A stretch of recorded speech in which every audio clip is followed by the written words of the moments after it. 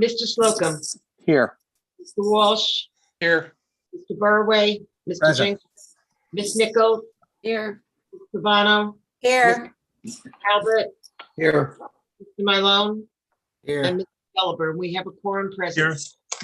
Okay, we will do the Pledge of Allegiance. I pledge allegiance to the flag of the United States of America and to the republic for which it stands, one nation, under God, indivisible, with liberty and justice for all. And with that, just as a point of business, there will be an executive session added to the end of this meeting for the purposes of discussing contracts. It shouldn't extend the meeting too far, but it is an important addition that I wanted to make you guys aware of before I turn it over to Mr. Bowery, our budget chair. All right. Thank you, David. Thank you, Mayor Slocum. Appreciate that. And we will move right into the budgets. Sean, do we want to start with fire in the order they have them, or you know what? Actually, we have a slight change, if that's okay. I think we'd like Sure. to get the building department and our building official, Tom Lozier, is here. It should be a little bit shorter, I think, than the other two, if that's okay. And then Sure. we're going to go into fire and then police after that. Okay. So, yeah, thank you very much, everyone. And again, if you want to go ahead and turn to page 111 in your horizontal detail book. And also Tom's going to walk through a very brief presentation. And again, I know you've seen and heard from Tom recently, actually, on some of the operations in his budget recently. So at a previous council meeting. So I won't belabor too much, but again, I'll turn it over to Tom and we'll just kind of walk through that and then go through some budget lines and any questions that you have. So if that's okay with you, Mr. Chairman, Tom, I guess, Sure. Take it away. Yeah. Great. Thank you, Sean. And good evening to all.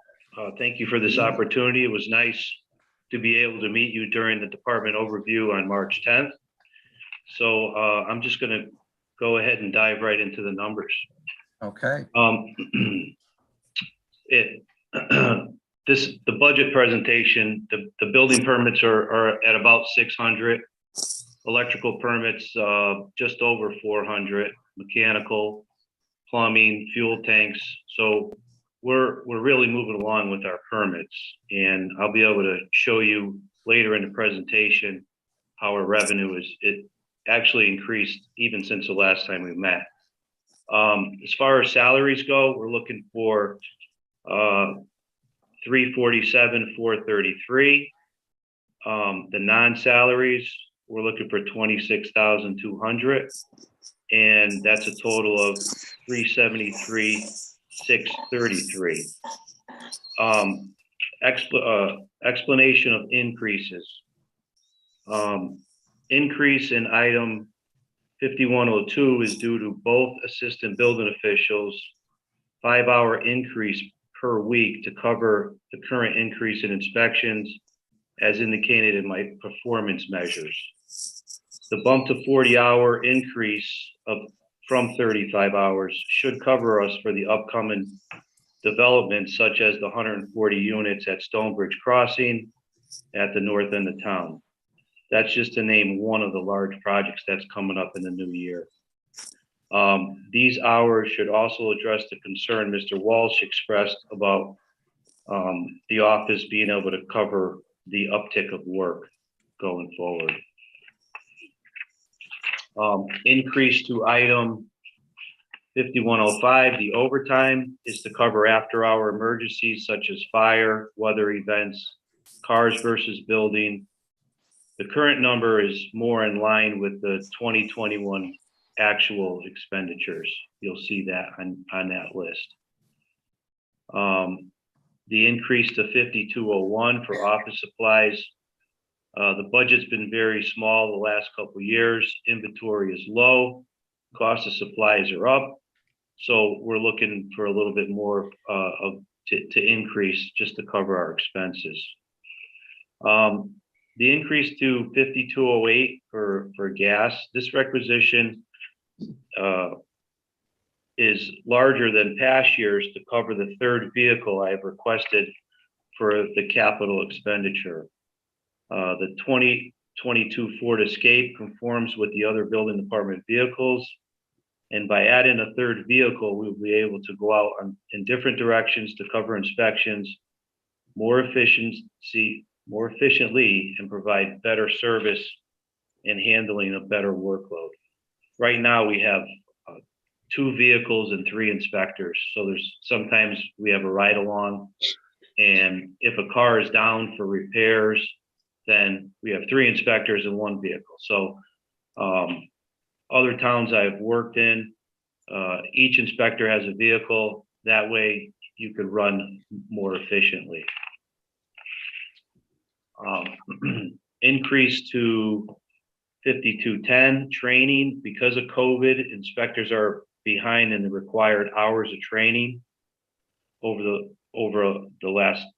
We're required to have 90 hours of training over 3 years, and we're having a hard time keeping up with that because there wasn't a lot of stuff available for us to training for us to do. We'd have to do it online, and we just get an hour and a half here and there.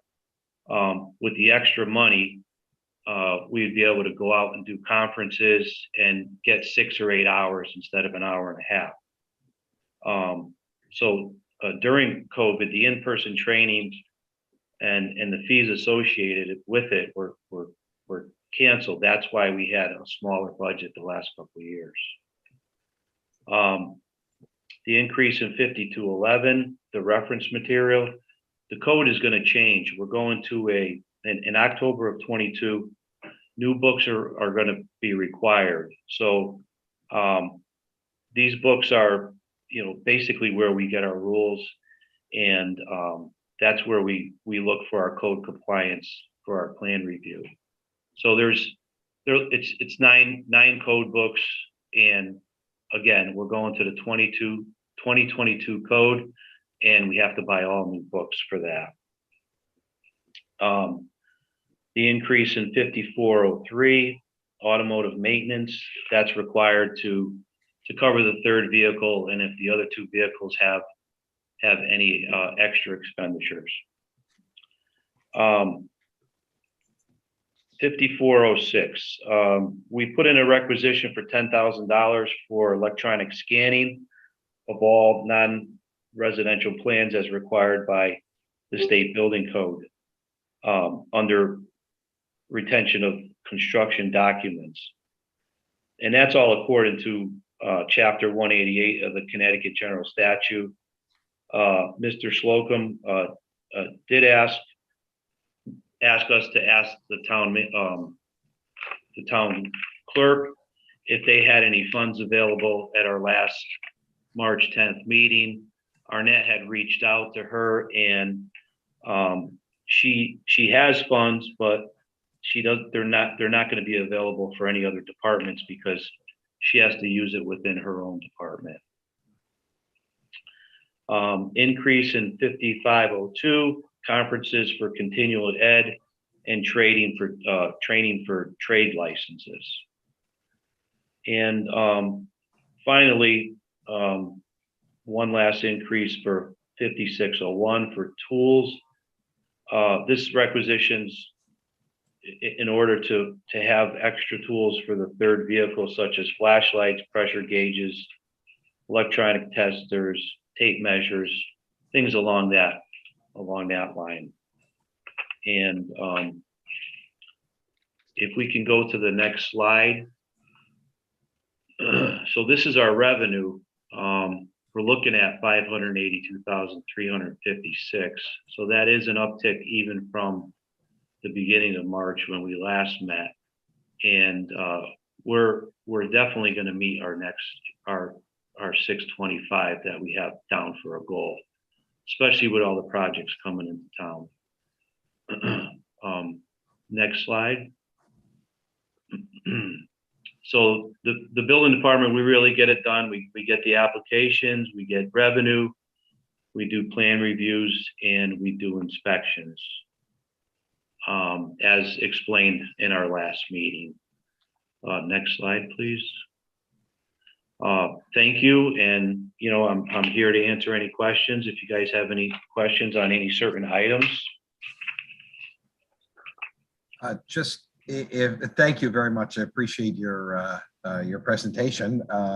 Not significant changes in your budget, so that's makes it go a little smoother, but I do know that it's an important one towards our revenue generation, because without building inspections, they can't be put online and we can't start getting them paying taxes. So a couple of questions related to that. I thought at the beginning of your conversation, you said a couple of people were having 5 hours more added per week.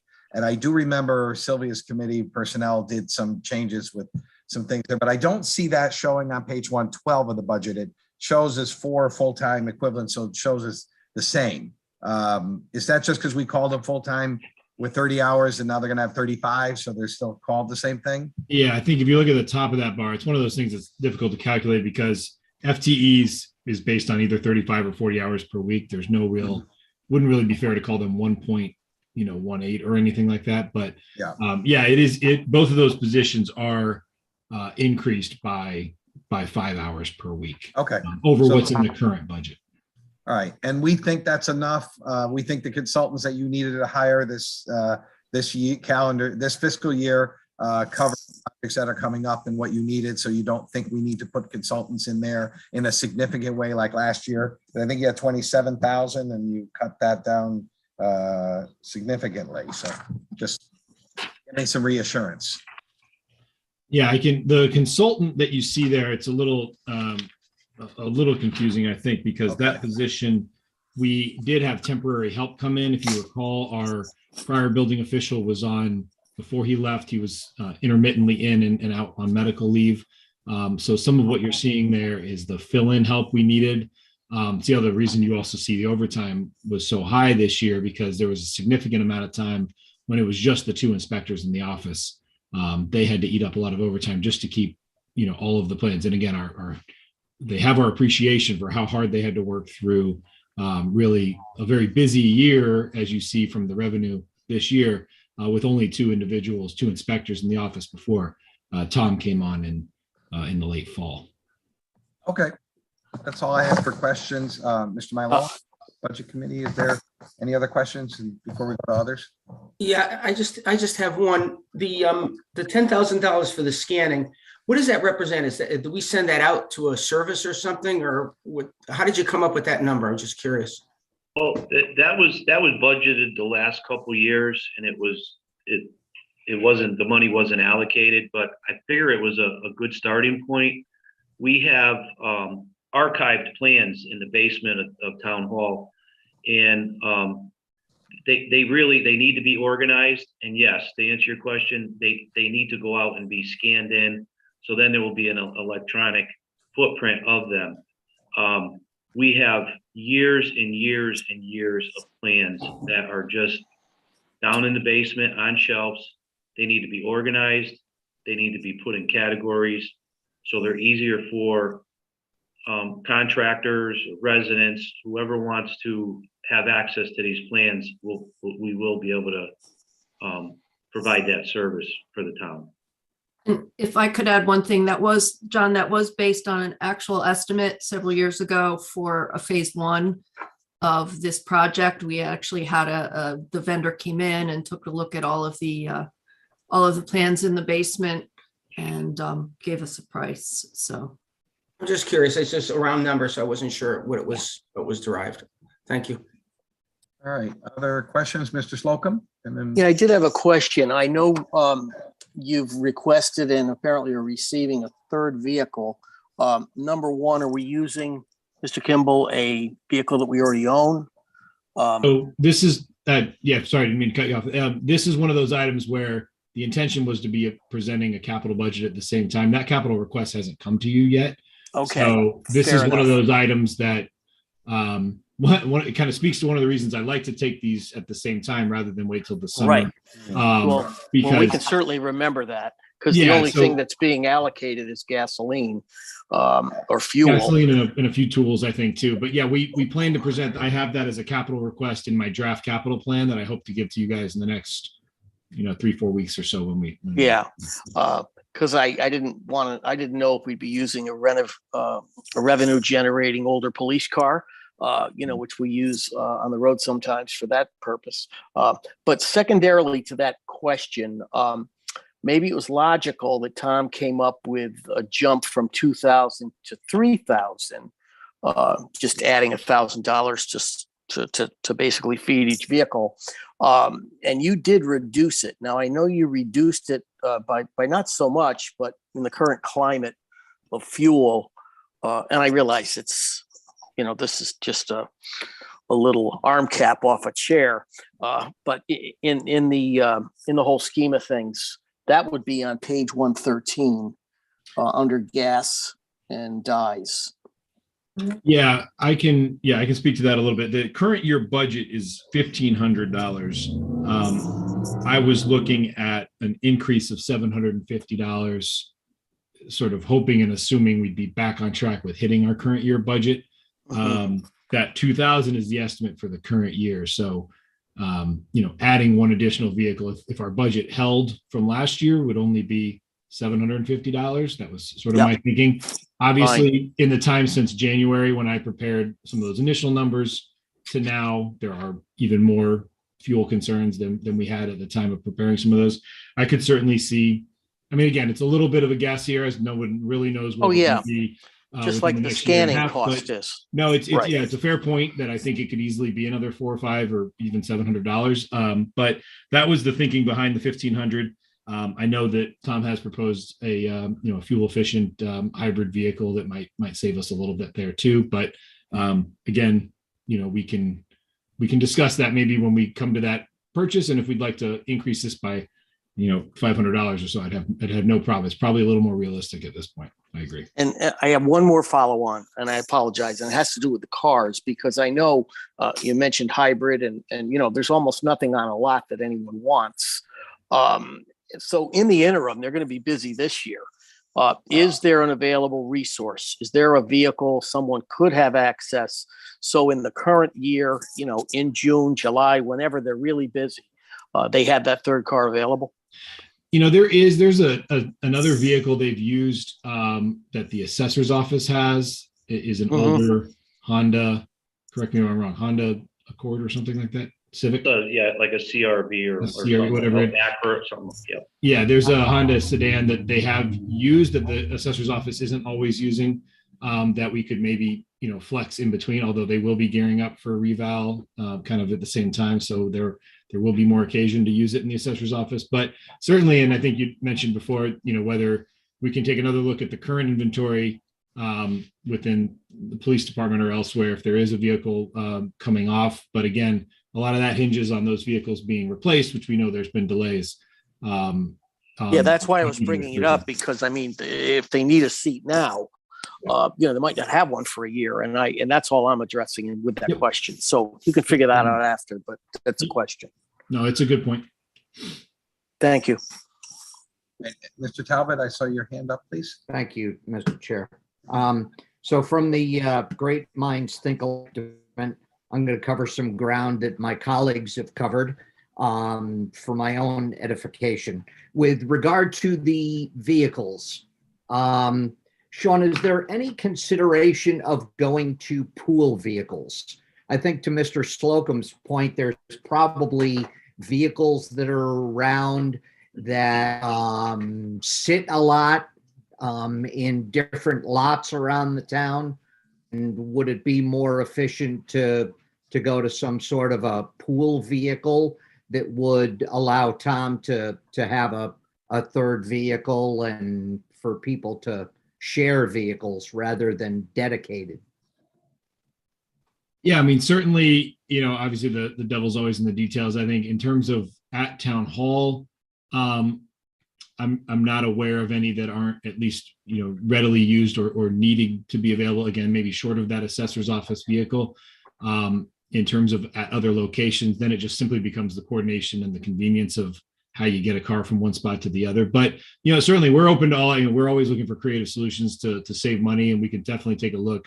I can talk to George and also see, what cars they're currently maintaining at Public Works, and if there's any that they feel might be more available. I don't think Tom's terribly picky. I think any vehicle that would get him to a third location is great with us. And we'll certainly take that back and take another look at what the current fleet has. I'm conceptually not opposed to it in any way. So, With regard to the 5406, the 10,000 for the document scanning, is there any sort of, and I think I heard you say that some of those have been sitting around for a while, and they go back years and years. Is there the possibility, if we can't tap into the town clerk's document scanning funds, is it possible that there is some sort of state historic grant, a historic document grant that's out there that we could tap into? I'm not aware of any, sir. Maybe Sean or Arnett are aware of some kind of. Yeah, again, the Historic Preservation Fund grant that we had talked about before, the Town Clerk's Fund, was the one that came to mind. I'm not aware of other specific for this, but we could certainly look back. I don't know, Arnett, do you have any others that you're aware of? I talked to Andrew about this, our coordinator for grant writing. So he's going to see if there's anything that he can locate. And finally, Sean, what did you budget for revenue for Tom's department for? So we kept, it was an interesting one. We kept it the same, at least for the proposed that's in front of you, which is at $625,000. Certainly with the known approved projects that are coming, I could certainly see and support increasing that number as we get maybe into those future meetings where we are kind of looking at the mill rate calculator and discussing. I mean, even in the month and a half since we've first prepared some of these numbers, I think there's, it's always hard with this number because you're always worried that when the other shoe drops and hopefully it doesn't and things continue to boom, we've kind of incrementally increased this from kind of 500 to the mid 500s to the 600s, and now 625 this year and proposed 625 next year. But as Tom said, we're already kind of on track. Really, we're projected 650, but I could see us hitting 700, as we're still have 3 months to go and we're in the mid 500s. So, we don't want to get too aggressive, but I think that'll be a good conversation as we're kind of honing in on a proposed mill rate and where the council's comfortable maybe a few weeks from now. Yeah, and I was certainly supportive of the extra hours for the department. I would like to see some of that offset though on the revenue side. And I agree with you, Sean. I think that we have to base that revenue figure on what we're actually expecting. So, maybe next year it's 650 or 675 or a different number. But if we see things slowing down or don't anticipate the type of revenue in future years, that it's acceptable to knock that down and look at other ways to make it up. But I think we should base it on what we're expecting. So I would certainly support an increase there, because I think that helps offset the increase in the hours. Thank you, Mr. Chair. Thank you. And I agree with that. I think we're going to need to look at the revenues a little bit. And this is one of them. Mr. Wall. Thank you. Thanks, Tom. And I was happy to hear that, you feel comfortable with the staff that you have to handle the load that you will be getting. And that's a good sign for this town, the amount of building that will be going on in the coming years. I think, anything that can add to our grand list will help with our taxes, with hopefully our new schools and everything else.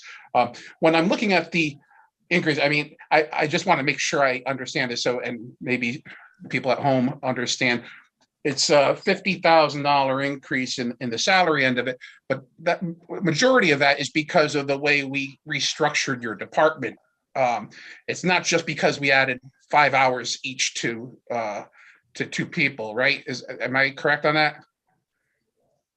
I believe that is the reason why, because we added 5 hours per week for 2 guys, and that's going to be on a straight time. So they're going to go from a 35-hour work week to a 40-hour work week. So the 2 extra people are the reason for the $50,000 increase. That's correct. I mean, not the Okay. entire, because there's a little bit that's still there for any anticipated Contracted. increases or contract rates, but a lion's share of that. So that is, okay. ultimately, Yep, it is. That's other, if not for that, you'd see probably, more like a 3% Okay. whatever increase in that. Yeah, I just wanted to make sure I understood that. And, and I'm hoping that we're very conservative in our revenue numbers. I'm thinking that we could push that up and that would be great because there aren't a lot of departments that actually cover their own expenses. And so I'm glad that we can see this happening here. So thank you. Yeah, and if I could just real quick to that point, I mean, the faster we can turn these inspections around and close out permits, it's hard to show it dollar for dollar, but the more we're turning it around and getting those, the revenues will go up, the quicker we're turning things around. We can't control the entire economy, obviously. That's when you really see a shift. But if the economy is booming, the more hours there will be put to very good use to turn this around and support increased revenue. All right. Any, Mr. Malone? I just had one follow-up quick question. I'm just some clarity on the revenue. I thought Tom had said 582 was what he was shooting for. Then I heard 625 and some other numbers. What could you just clarify what are the where we were and where we're likely to go? Just sure. Yeah, and so 582 is through basically today, current, right? So through March, Okay. And so that's about give or take 75% of the year, right? Okay. So if you extrapolate that, obviously you'll exceed the current budget that we estimated was 625,000. Unless things really grind to a halt, we're going to certainly surpass that. So that's what we'll do typically. I know Jim Jascott prepares a monthly department. We kind of do a January and then a March follow-up.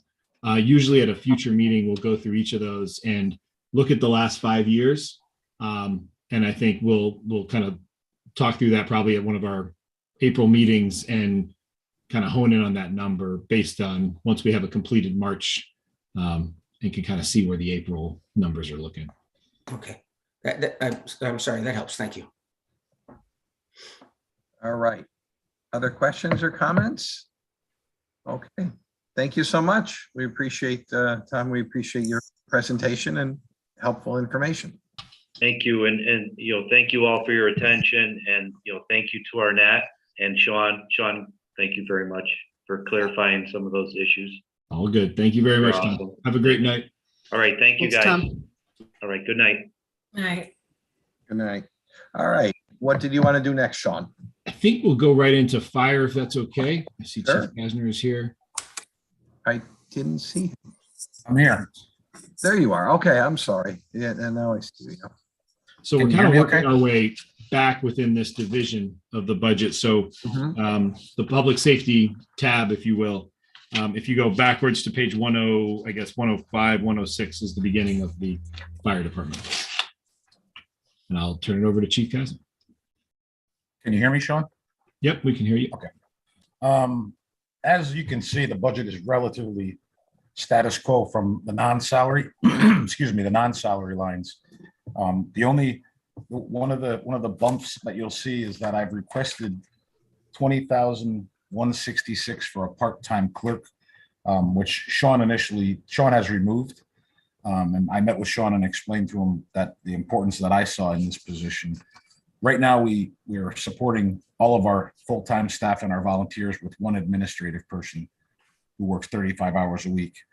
That's not possible to do. And things are falling through the cracks. Things are not getting done, and it's by no fault of anybody, but the demands on that position are so great that we've got one of our deputy fire marshals working on a lot of the paperwork that could be done by a clerical person, and I could put this person on the deputy fire marshal on the street. And this person would be earning probably 1/4 to 1/5 of what we pay our deputy fire marshals. And it's, in my opinion, a tremendous waste of a resource and not really cost effective. So I had talked to Sean and said, if I'm willing to put in an offset so that if I go over budget on any of these 5 or 6 line items, I would absorb that 20,166 from the gift account. And I've provided, I don't know if everybody has a copy of the memo, Sean, or not, but Sean does have a memo from me outlaying how this would play out. And I'm willing to offset any overage on any of those lines with gift account money to supplement it, to support this position, because I think, I could much more efficiently run the fire marshal's office and the daytime operations with an additional part-time, non-benefited employee there to absorb a lot of the paperwork and a lot of the tedious work that we're paying somebody a lot of money to do that I really don't like to do. I'm not real comfortable with it. So I did talk about it with Sean. He agreed that in concept, he liked it, but here we are bringing it to you guys so that we can get your input and your thoughts. Yeah, and if I could jump in real quick, Jack, when we first had our budget meetings in February, we hadn't yet had our annual tradition with Elam Park to actually receive the checks yet. So that was kind of entering into the conversation, hoping we'd have it by now. We did go and accept the checks, for which we very much appreciate Elam Park and their annual donation to police and fire.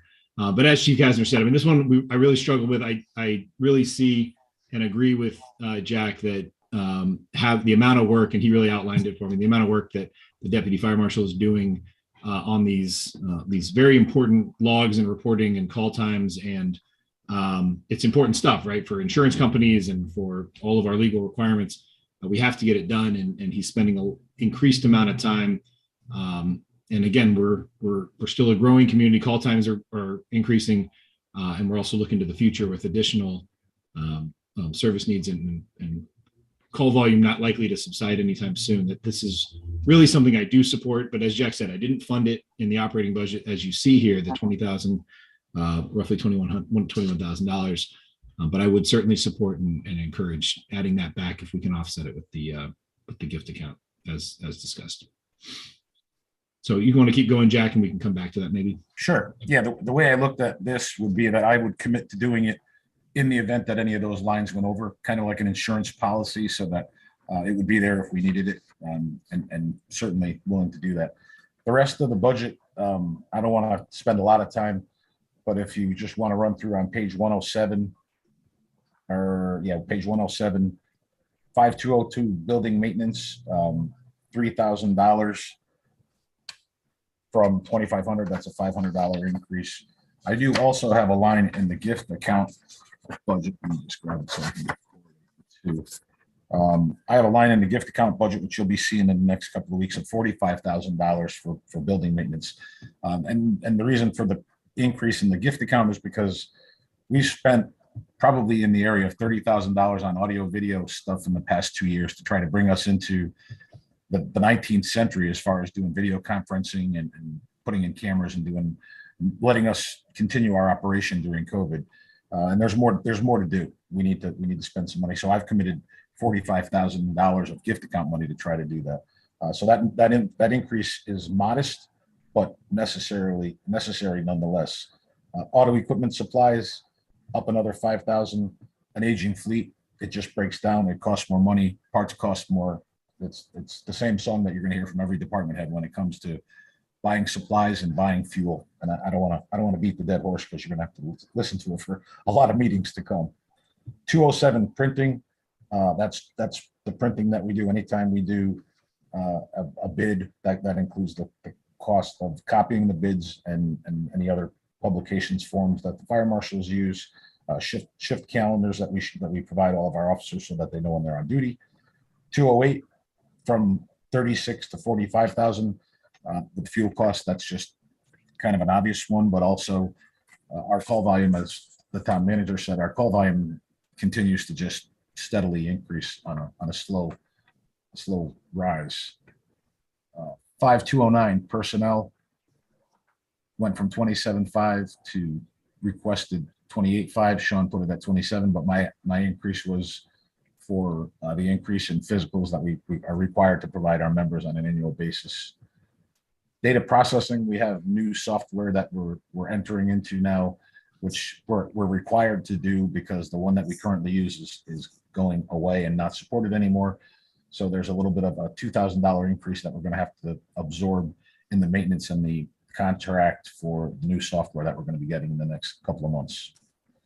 Memberships, that's just a $500 increase because the membership, the organizations we belong to, have increased their memberships because a lot of them are doing a lot of online stuff and providing services that they haven't provided before, which there's a cost associated with that.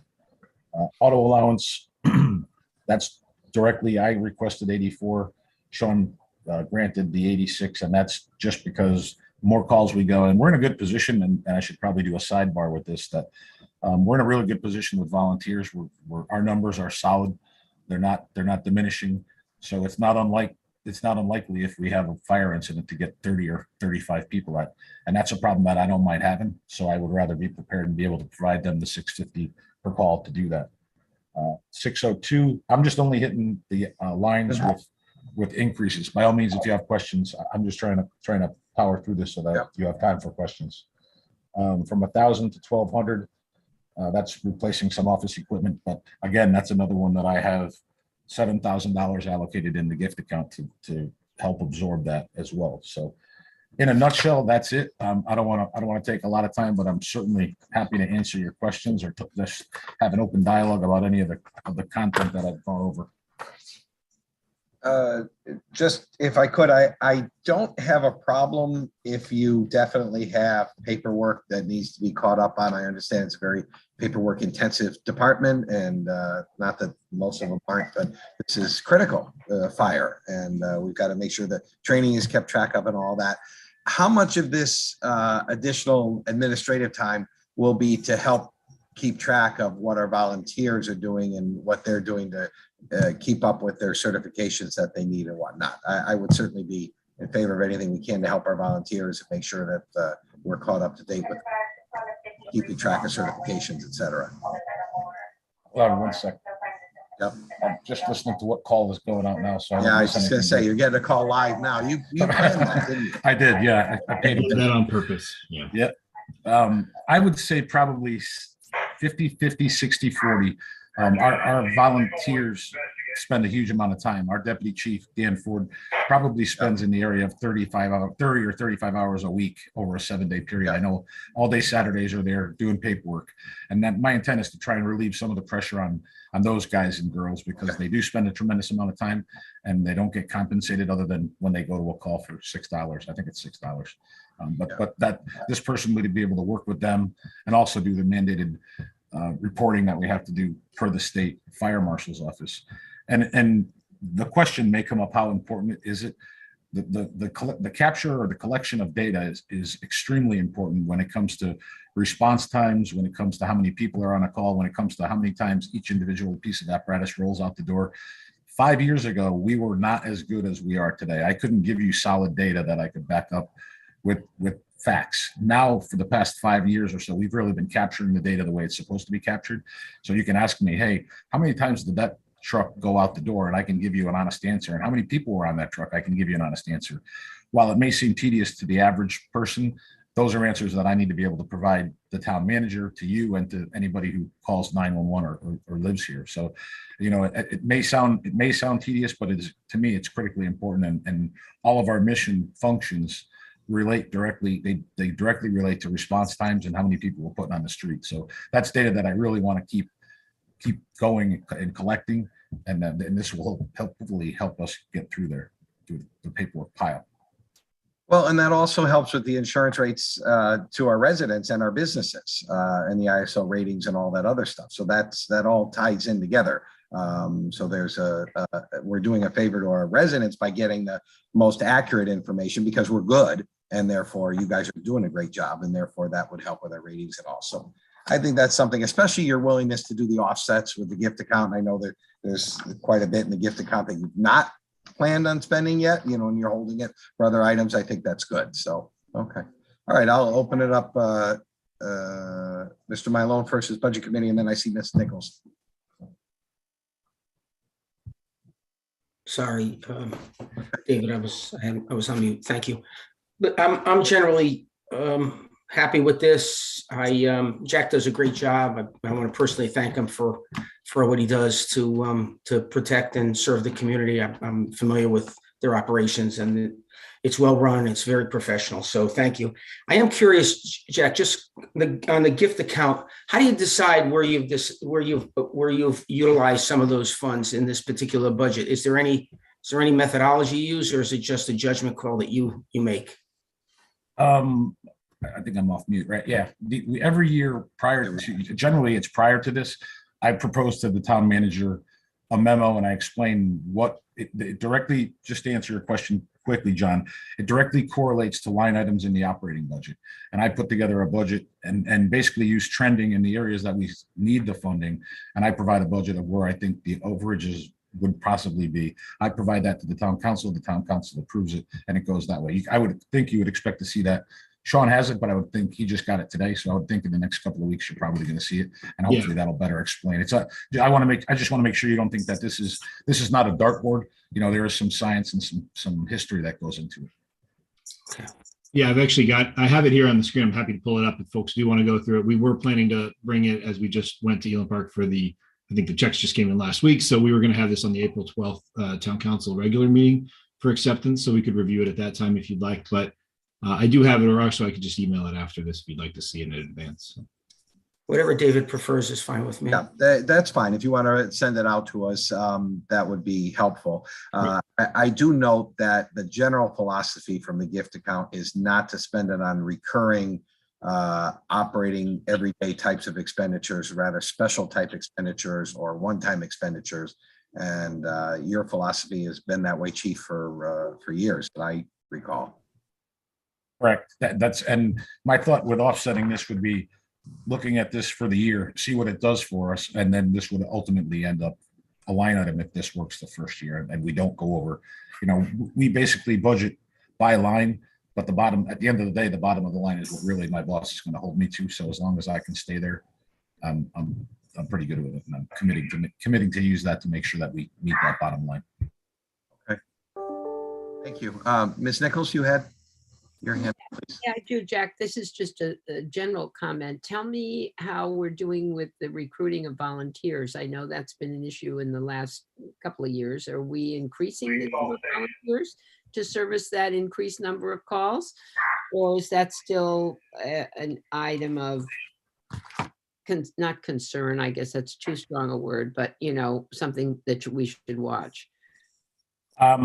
I would like to say that it's an area of concern, but I have to tell you that in the past few years, we've really done, and I don't have an answer. I'm going to knock on my table in my living room, because we've got a really highly motivated group of people from 18 to 28 that is constantly training, is always looking for more. And they're a different generation to manage than those previous, and I think our staff is done a really good job motivating them, managing them, and wanting them to be around. We've got a really good team. Like I said, we're between 60 and 70 people that can go into a burning building.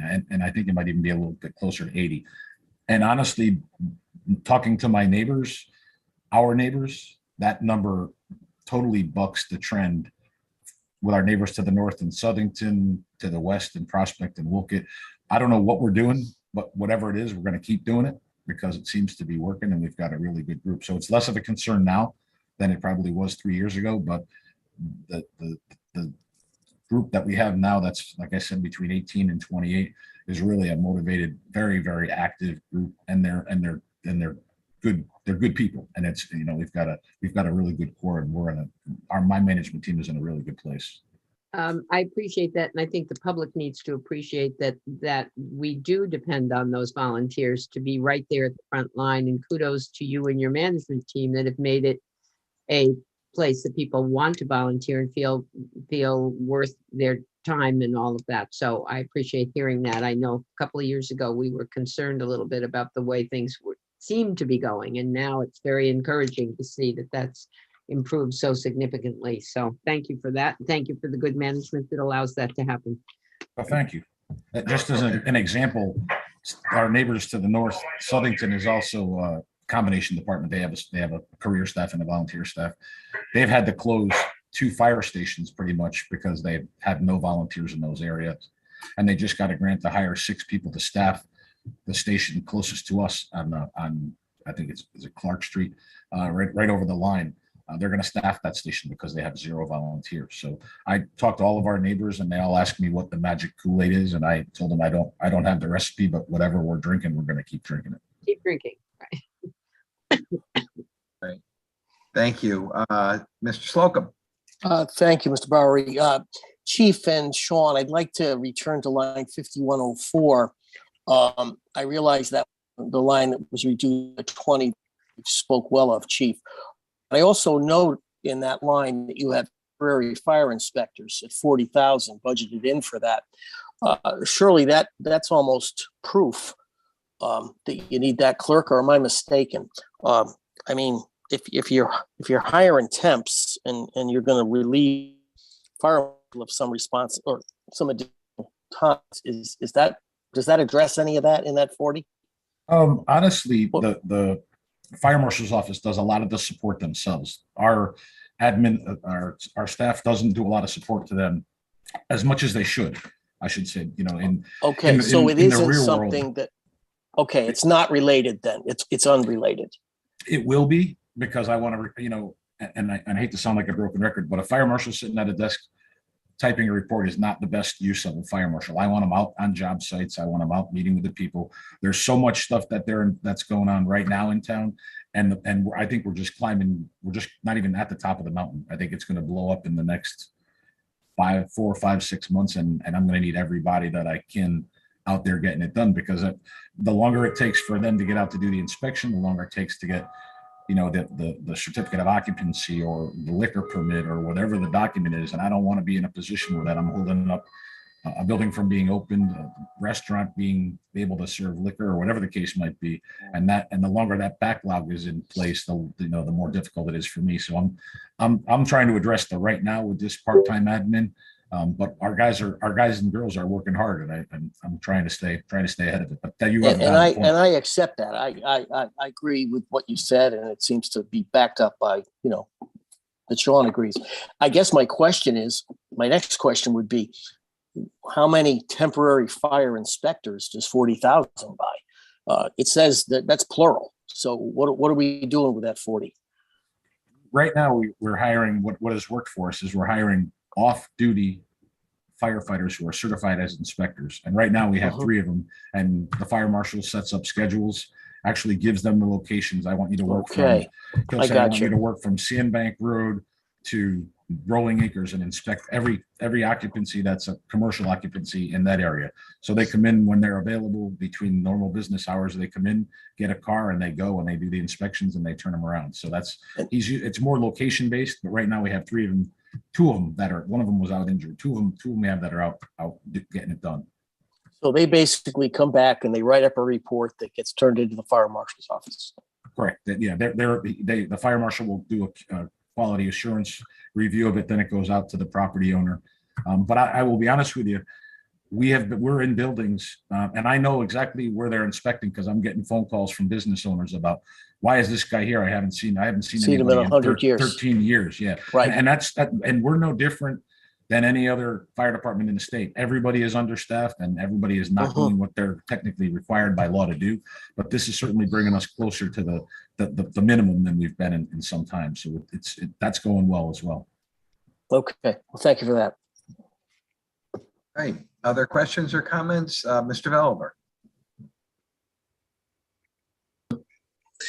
Thank you, Mr. Chairman. 2 quick questions. One is on the line 5210, training expenses. Obviously, it's going up $10,000. And so just question is this to allow for more opportunity, or is this to fill a need for the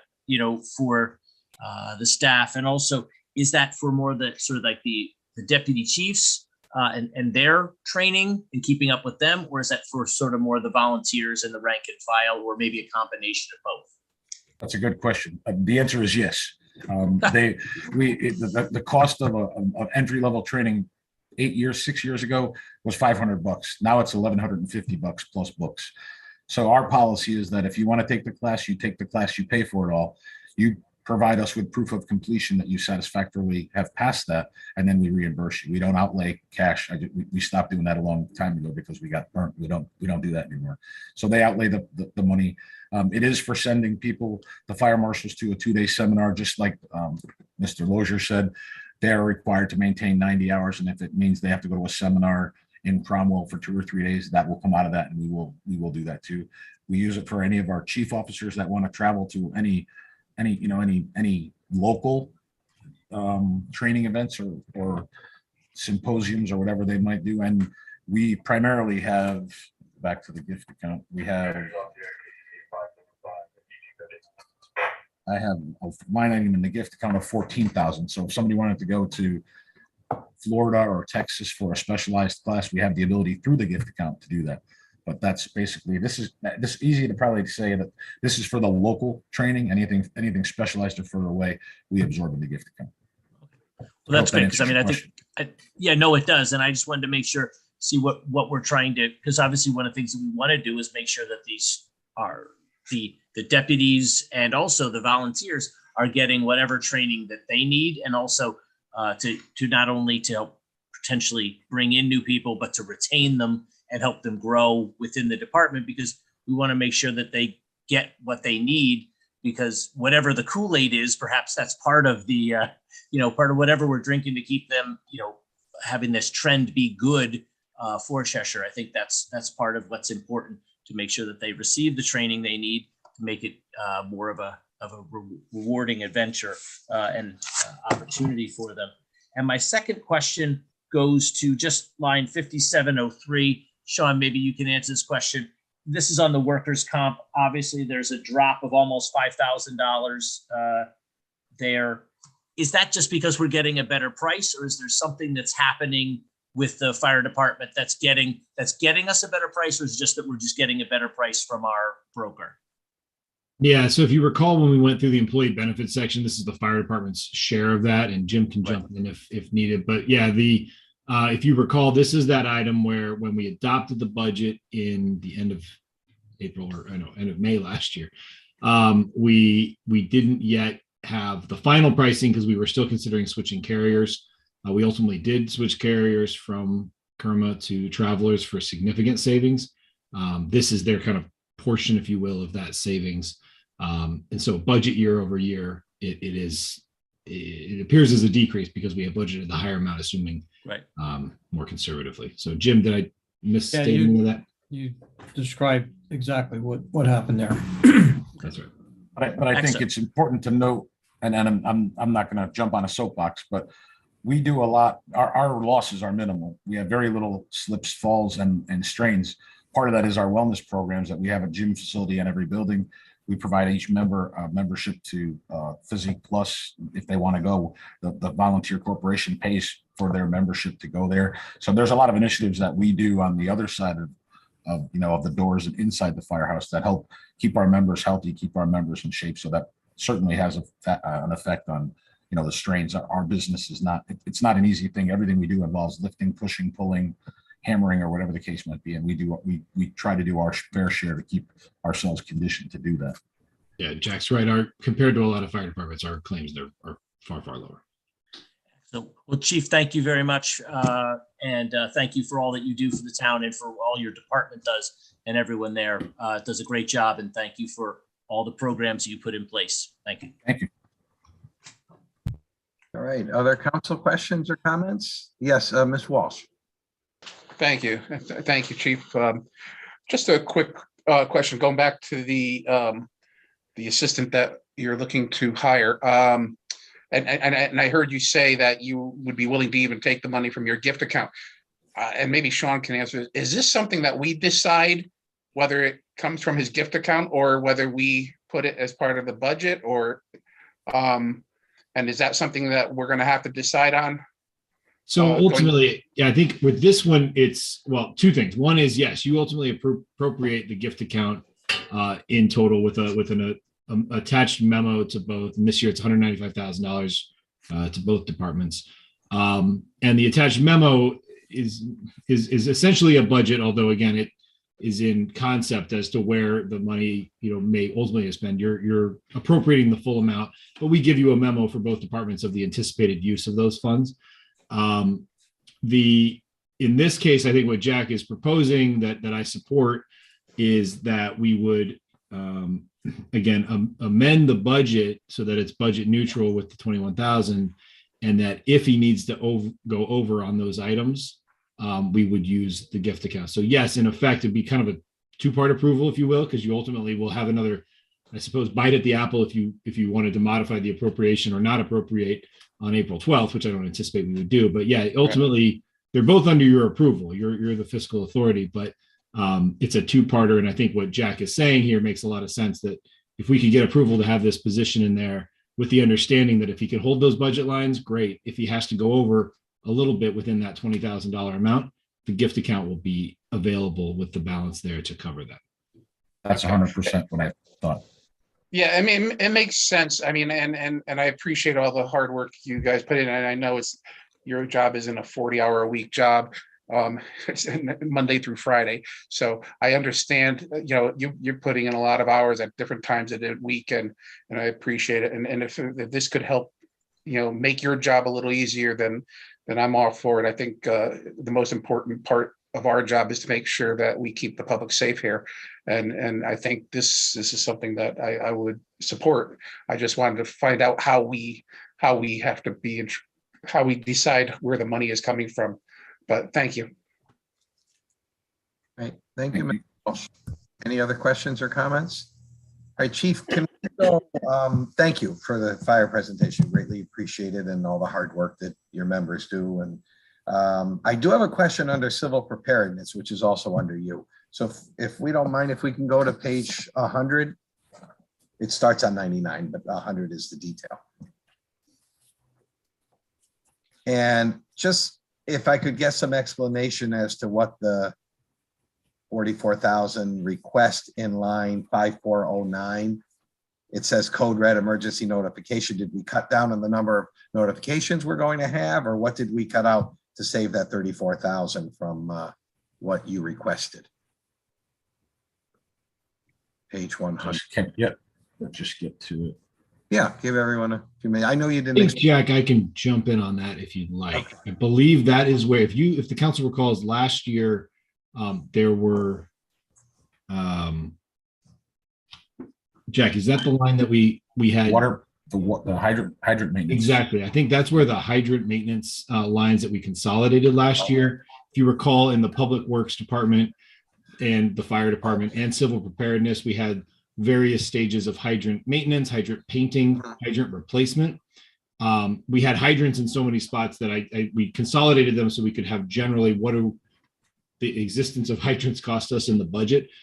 This was one of those, and when Jack prepared the budget request, I think it still had the 44,000 initially, and as we compared notes and made sure it was still budgeted elsewhere, it was not needed.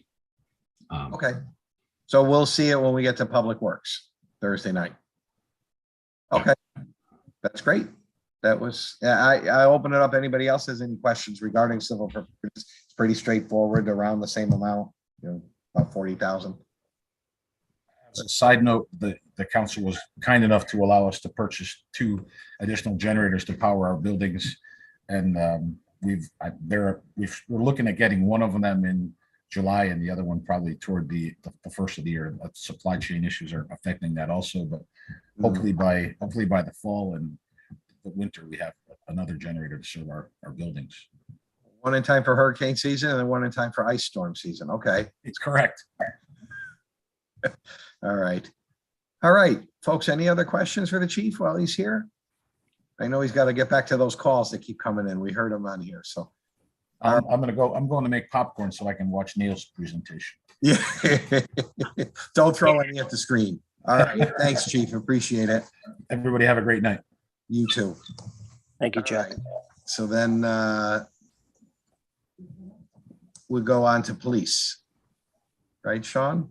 That's correct. So Chief Drive should be zooming in. I think he's I saw. they're probably getting his camera going. We'll also have, I believe, Brian Infante and Deputy Chief Jortner will be, there they are. They're over there they are. One of the conference rooms.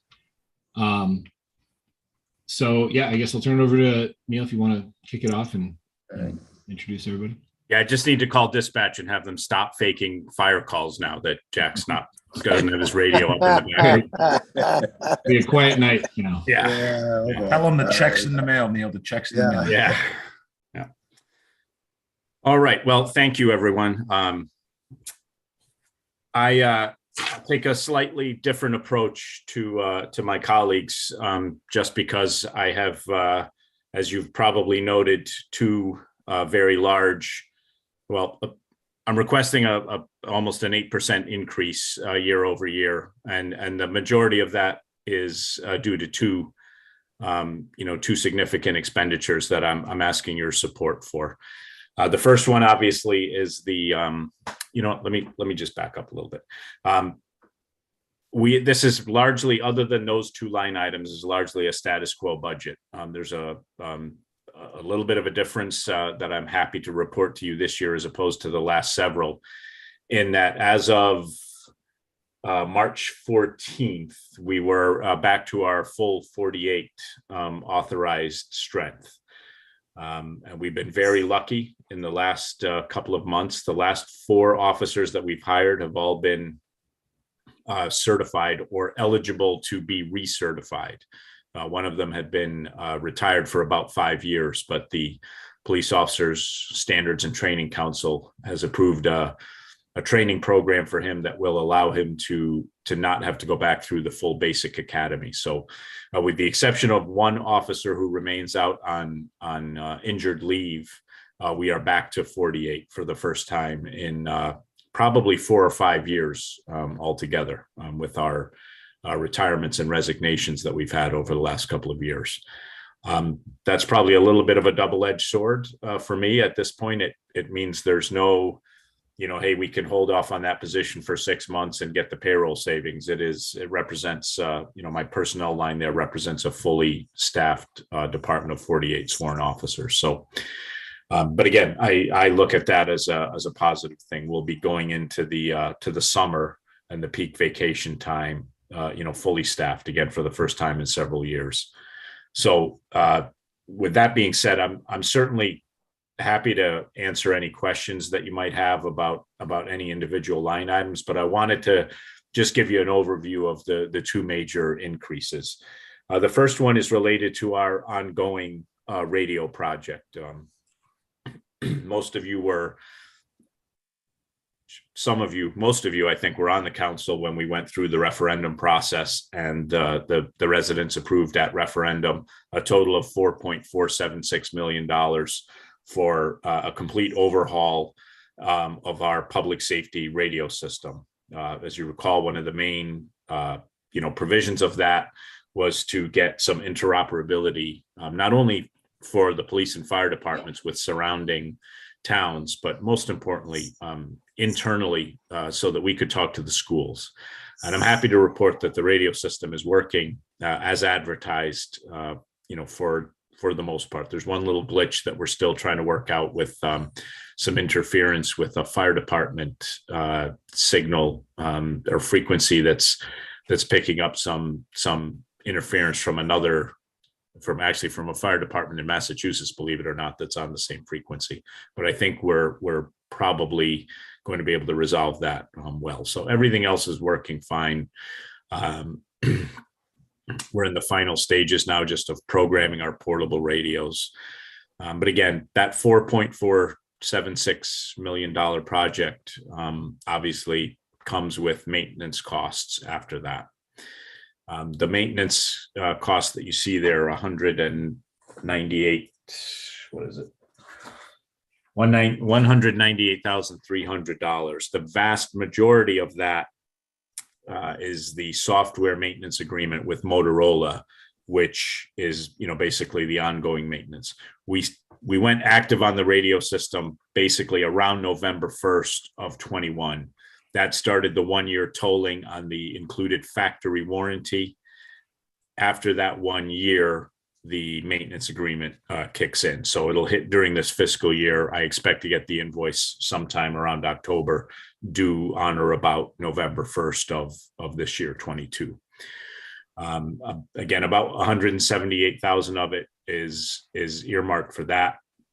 And then, as you recall, the part of the redundancy of the system requires that each of the 4 sites, so it's the police department, Summit Road, Higgins Road, and the wastewater treatment plant, they have to have point-to-point visibility. And Summit Road to AT&T, because of the topography out there, you can't get that. So we have a fiber connection, so fiber optic connection between the Summit Road site and the AT&T tower on Higgins Road, and that the additional funds there is related to the monthly payments or the annual payment for maintaining that fiber connection.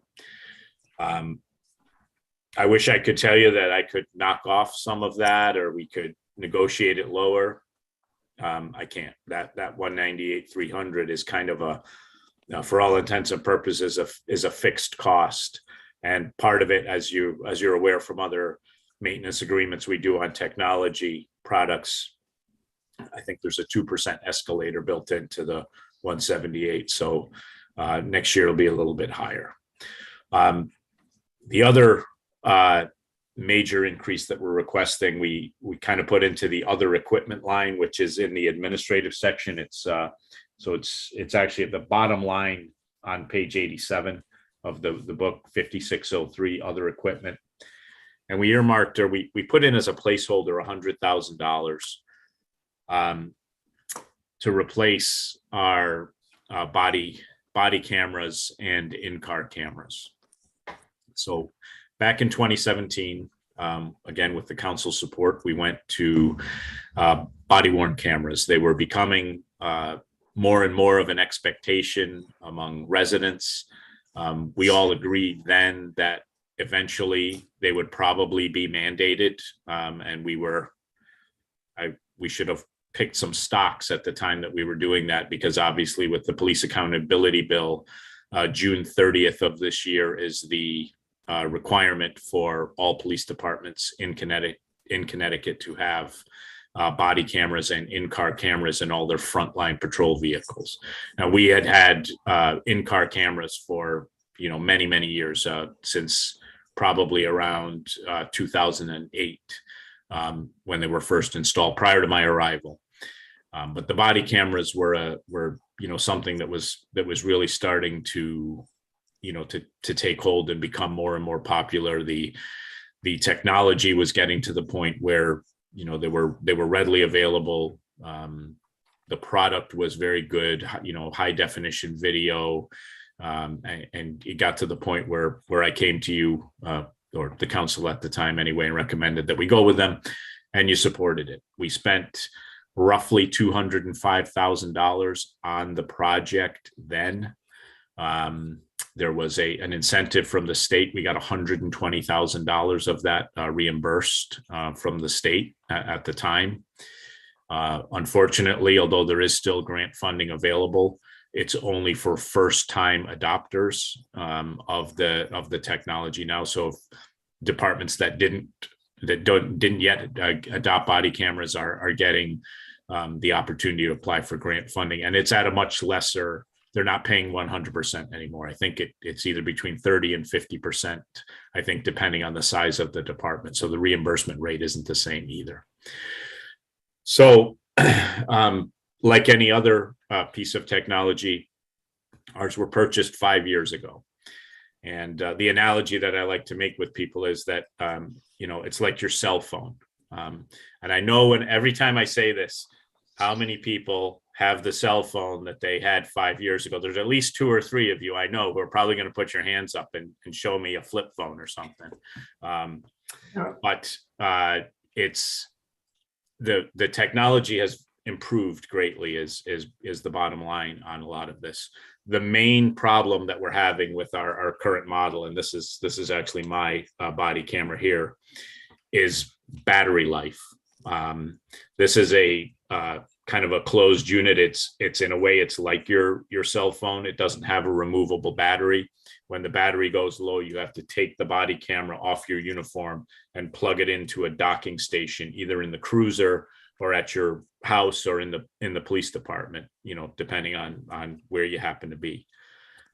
It's causing us some problems in that if an officer is running low on body camera battery life during their shift, they take it off, they put it in the docking station, and inevitably they get a call. When they get to the call, they jump out of the car, leaving the body camera in the car because it's recharging.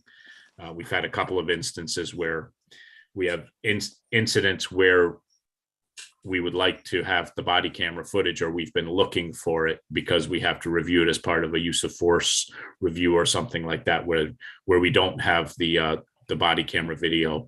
And as when we investigate that, it turns out that the officer had it docked because it was running low on battery. We're not getting a full 8 hours out of the body cameras anymore. In addition to that, as I pointed out in my memo, and I tried to be politically correct when I did it, this is when we bought these, they were manufactured by a company called WatchGuard. Literally in 2019, when I was at the International Association of Chiefs of Police conference in Chicago, I walked in the first day and I went over to the WatchGuard people who I had been dealing with, and had a good relationship with, and talked to them on the first day of the conference. On the second day of the conference, I went back and I couldn't find the booth anymore. I thought I was losing my mind. But Motorola literally closed the deal the day before, and they took down all the WatchGuard signs and put up Motorola signs. So I'm walking around going, I know they were around here somewhere. And it turned out that they had been bought. Motorola is, it's a big company. Many of you may recall our meetings with our consultants on the radio project, where they describe Motorola as a law firm that works on police radios. And now they're a law firm that works on police radios and body cameras too. They have a new upgraded product also. As these things go, of course, it's not compatible with our in-car cameras. It doesn't sync with them. The docking stations are different because the actual size of the device is different. The one thing I really like about it is it has a removable battery. So if we were to go that route, we could buy everybody 2 batteries. They could leave a battery charging in their lockers, or we'd have a bank of them at the police station. If they run low during their shift, they come in and just switch the battery, and it works seamlessly.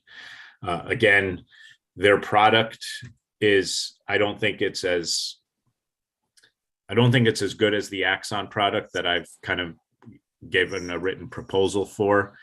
And the main thing with the Axon, although it's more expensive, and it's a 5-year contract that we would enter into, Axon has what they call a hardware refresh component of those contracts. So if we were to enter into that agreement with Axon, in the first year, obviously everybody gets a brand new Axon body camera, and we install the Axon fleet camera in all the cruisers. At the 2.5-year mark of the 5-year contract, every officer gets a new body camera, either a new one of the model that they issue us, or if they've upgraded their body cameras in the next 2.5 years, we get the newest model. And at the 5-year mark of the contract, so just before it expires, everybody gets another new body camera. So over the course of the 5 years, we get 3 body cameras. Again, if we were to enter into this agreement at the beginning of the contract, we would get new cruiser cameras installed in all the cruisers. And we have, right now we have 13 frontline marked patrol vehicles and traffic cars and the supervisor's vehicle. At the 5-year mark, so just before the end of the contract, we would get a refresh on all the cruiser cameras too. Now, again, it's significantly more expensive. It's right around $102,000 per year for the next 5 years for that. But with that, we get 2 sets of cruiser cameras and 3 sets of body cameras. The new Motorola product, it comes in at about $350,000 or $340,000, but they do offer a 5-year warranty. But it's just a 5-year warranty. We're buying the cameras outright. If something happens to them during the warranty period, obviously they replace them, but they do not have an equipment refresh component, meaning though we buy those, let's say we buy 50, usually we buy 55 body cameras, so we have spares. We've bought them, we own them. If they break, they'll replace them under warranty, but at the end of 5 years, we have nothing. Well, we have 5-year-old body cameras, which is the problem that we're dealing with now. The other thing that I would point out that, again, Motorola's new product offers, but Axon also has now and have had it up and running for a little while now, is the technology to make every cruiser camera a license plate reader also. So, Sean, can you share the screen with Brian for a second? Brian, can you throw up those the pictures of the LPR just so we can? So I'm I can explain what we're talking about. Yeah, we've enabled it, so he should be able to just screen share.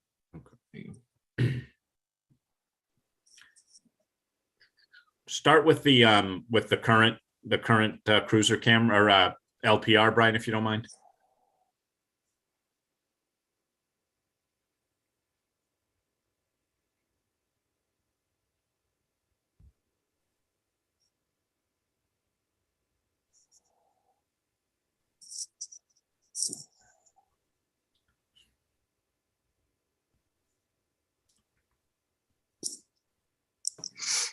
Just trying to get that a little bit bigger so everybody can see it. Hang on. Can you see that? Now, Brian, if you opened it in there, you may need to unscreen share and then open it first, then share it. It's probably off on it's still sharing just your folder, I think. All right, let me get out of that. That made it even smaller. Yeah. Do it this way. And then, Yeah, if you have it open, then when you screen share it with Zoom, you can just look for it.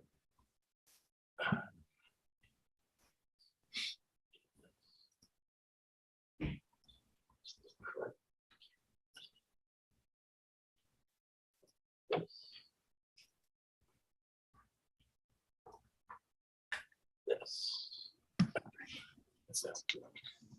Yeah, that's what we had. Do you want to?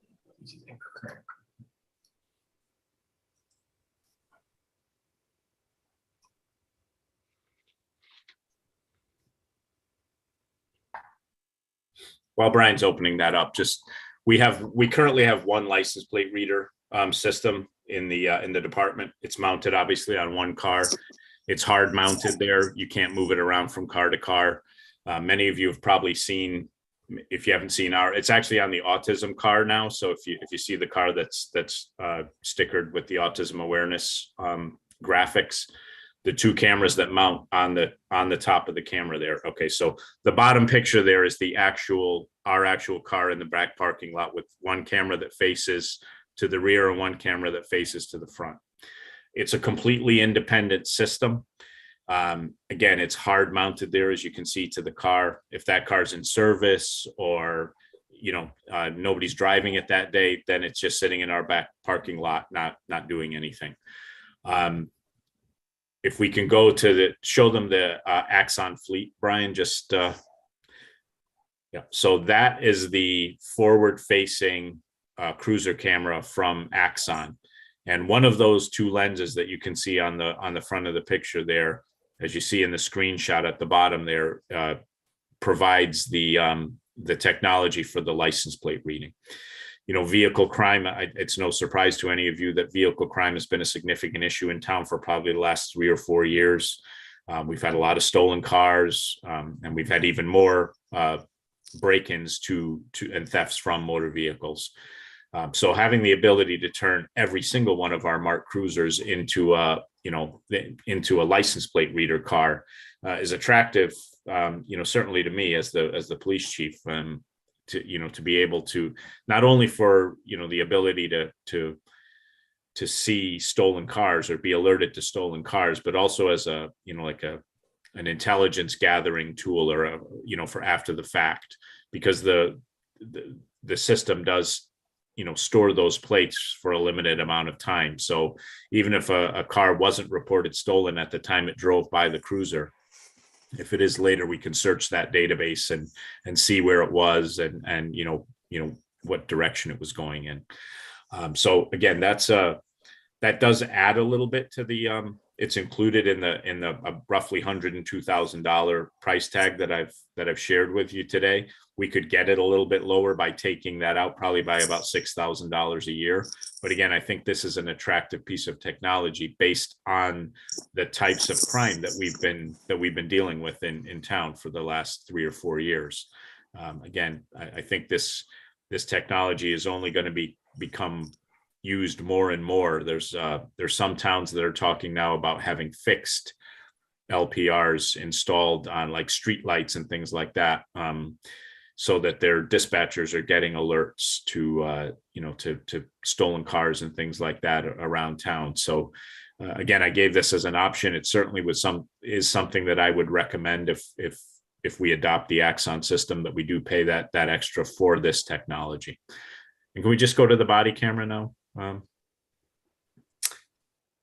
Yeah, so that is the Axon Body 3, they call it, which is their third generation. It's a little bit bigger in size than our current body cameras, but not much. You can see it's still kind of a palm of the hand type situation. They offer a large number of mounting options for the camera. It has that, kind of one button activation. It's got the screen on the top, where the officers can tag it. The other thing that's attractive about it is there's an app that officers can put on their cell phones. And again, you recall during the pandemic, we issued every single officer a town cell phone so that they could, they didn't have to go and have face-to-face contact with residents during the COVID scare. They can do a lot of the tagging of the video on their cell phones.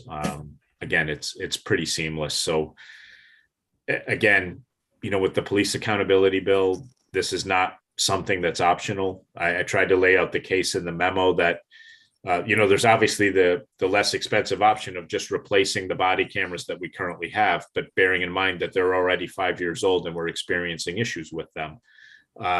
There's the chance that Motorola will not support them by the end of that 5 years. I mean, hopefully they would honor their warranties, but the other issue that we have is in a couple of years, if we just go with the replacing our existing body cameras, at some point in the next year or two, I'll probably be back during a budget hearing asking to replace the cruiser cameras.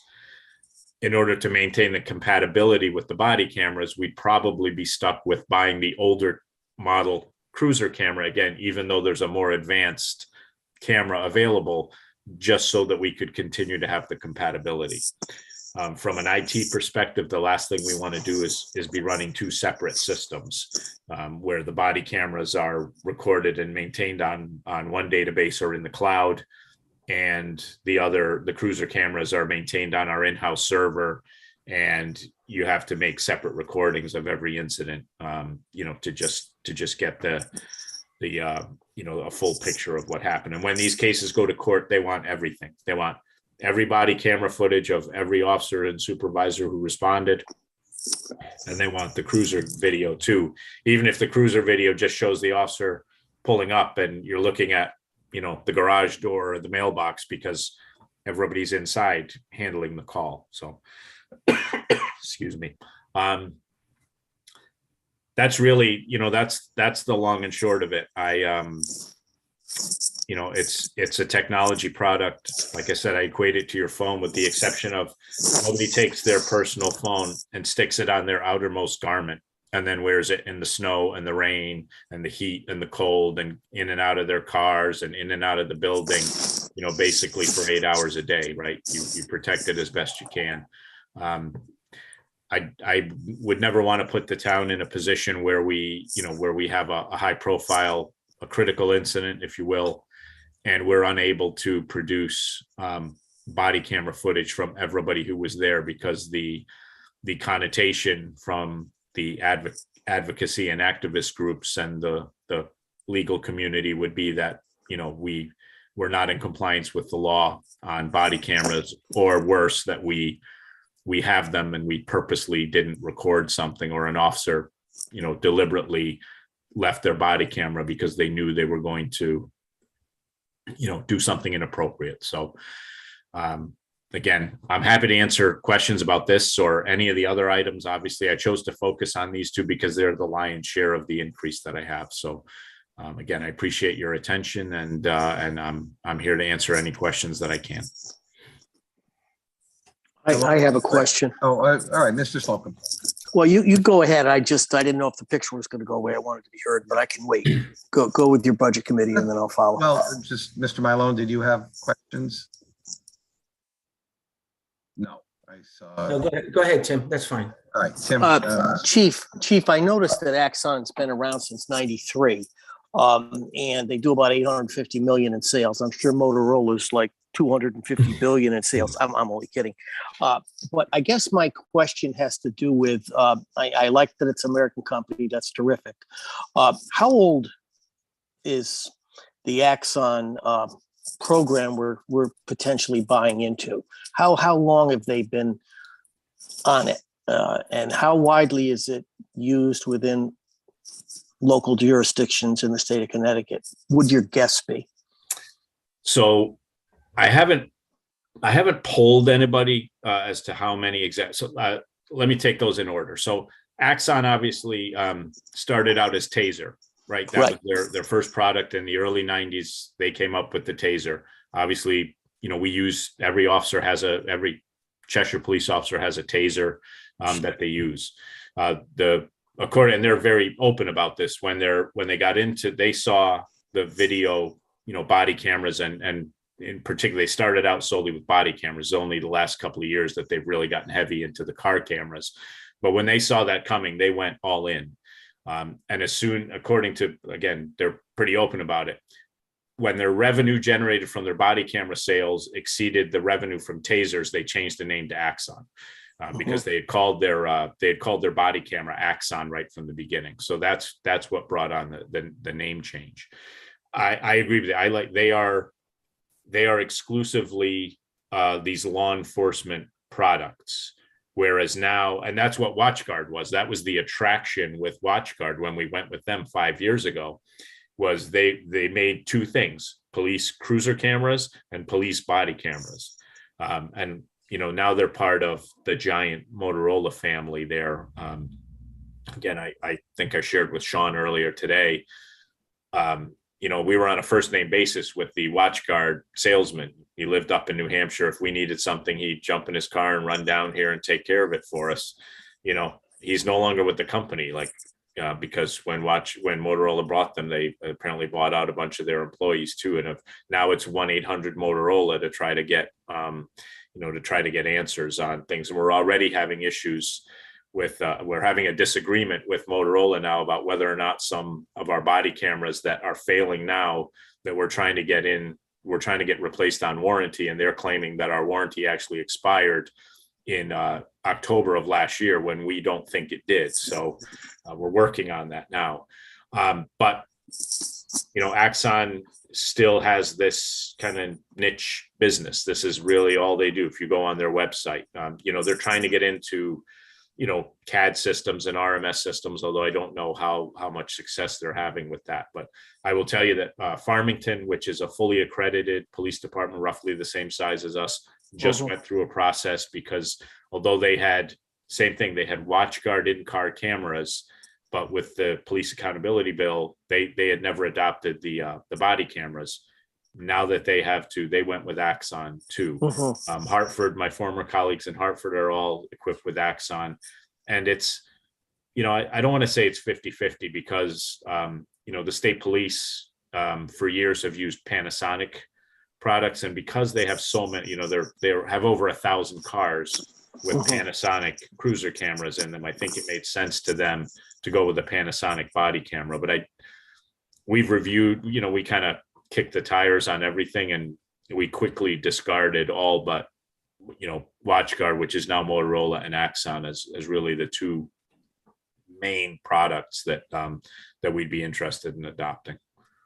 Because, Chief, you're actually asking us to really spend over the 5-year period a real premium.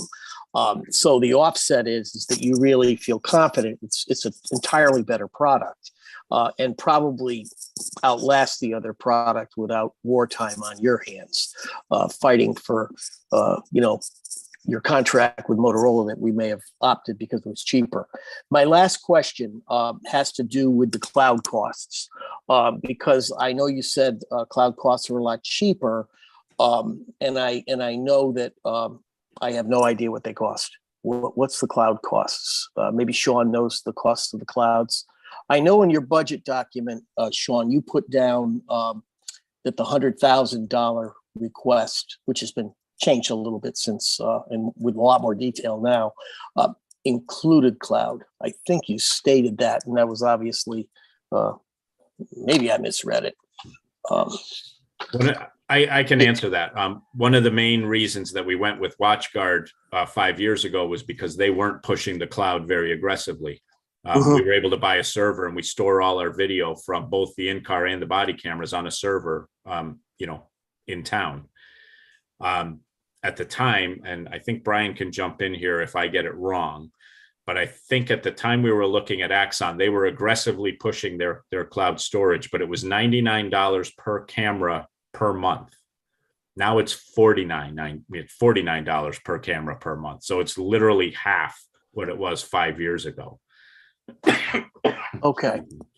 So roughly $50 a camera is the cloud cost. Okay. Yeah, Brian, I have that right. It's like $50 per month per camera. Yep, that's right. Yeah. Okay. So not an inconsequential number. It's part of our costs, obviously. Yeah, and that is built. That's not extra. That's built into the the 100,000 roughly. Oh, it is. 102. Okay, Oh, yeah. fine. Yes, oh, absolutely. okay, great. That- So Sean putting down the 100,000 reflected that in his first go at this. Okay. Yeah, gotcha. it's a placeholder, but it did include, as you said, Mr. Slug, it included the assumption on the cloud. I wasn't clear in this that it did. That's all. I mean, you had a lot of clarity in what you put together. I just didn't see that sort of detail there, but that's terrific. The other thing I would add to your earlier comment there, it's possible that the Motorola product is going to be roughly equitable from a technology perspective.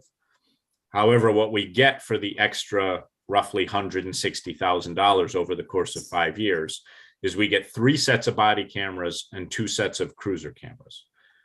Whereas if we go with the roughly $350,000 Motorola proposal, it's $360,000, I think. We get 1 set of body cameras and 1 set of cruiser cameras. And at the end of the 5 years, we're probably running into a very similar situation here with battery life and the technology having advanced even further. That I think is, and again, don't get me wrong, we really like the Axon product, and again, but that's a game changer for us, to know that at 2.5 years they come in and they call it a hardware refresh. So we get all new body cameras at 2.5, and again at 5, and all new cruiser cameras at 5. That's, I think, what we're really paying, what we really get for the premium cost. And we basically talk about this in 5 years as opposed to in 2.5 years. Absolutely. Yeah. Okay. We might talk about it every year during the budget. Well, yeah, because it's a budget, but Yeah, after this year, it would be a budget line that hadn't largely changed. Right. Exactly. Right. It was a big buy-in to get it started. All right, Ms. Nichols? Yeah, thank you. Thanks, Neil. I appreciate all that information. You answered a lot of questions for me earlier today, and it's pretty clear. What I would like to understand is we're getting the first camera. The second one comes at 2.5 years, and the third one comes at 5 years, just prior to the conclusion of this contract. And are those two, you just used the word hardware, and I'm not technologically too savvy, but that doesn't include perhaps an upgrade to the software in these programs at those times. So at the end of the 5-year contract, where are we at thinking ahead to the next 5 years? Is there going to be a significant, because technology changes so quickly, has it been changing each time we've gotten a new set of cameras, so that when we negotiate the next 5 years, we are not so far behind? Or is it still the same technology that we got when we purchased it? Does that make sense? It does. Brian, I'm going to ask you to weigh in on that. Sure thing. Yeah. So with the Axon system, when you get your first body camera, the platform it runs on is a platform known as evidence.com. And the good thing, or the thing Axon does the best, is they have a centralized location for all of your body cam and video footage. So anything that comes in from a body camera, from a car camera, from a drone, from anything that's part of their program goes in one place that you can easily retrieve the data from. That platform is the software that is always updated by Axon through the life of the contract. So at year 5, when you get a new body camera, you're getting the latest technology and the hardware and the software. So you're never falling behind with either one of those. Does that answer your question? It does, but then my next question is, now we've ended the 5-year contract and we have a brand new phone with the latest upgraded software. How does that affect the negotiation for the next 5 years? Because that first, that camera that we have still has ostensibly a year or two's life. How does that change the negotiation for the next set of things? Does it make any savings? Because we've stayed with them and we're upgraded all the way along. So it definitely can, and it depends on what type of contract you want to negotiate again with them for another 5 years. A lot of times they'll give a refresh at 3 years and then 5 years again, depending on how new the camera was. I can tell you from the agency I came from, we negotiated the contracts every 5 years, and we always had new equipment going through and just continued that way. So the negotiation process would start with a brand new camera, just as if you were starting at year 1, except at year 5. The next year you'd have your brand new camera from that 5th year, and then just go to year 7.5. Okay, thank you. That clarifies. So it makes sense to have all of the functions compatible, the car camera and the body cam. And I like the idea that there is a license plate reader in every car. I think that's great. Now, what we talked earlier today, Neil, about filming the things that happen within the police station in your interrogation and in your booking places and all of that. How does that interact with this system? Does it mesh, or is that an additional cost?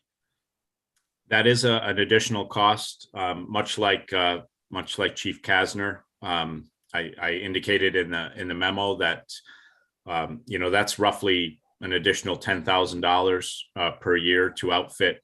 So again, several years ago, the state mandated that by statute that any interview of a suspect suspected of committing a Class A or Class B felony, their interrogation has to be filmed.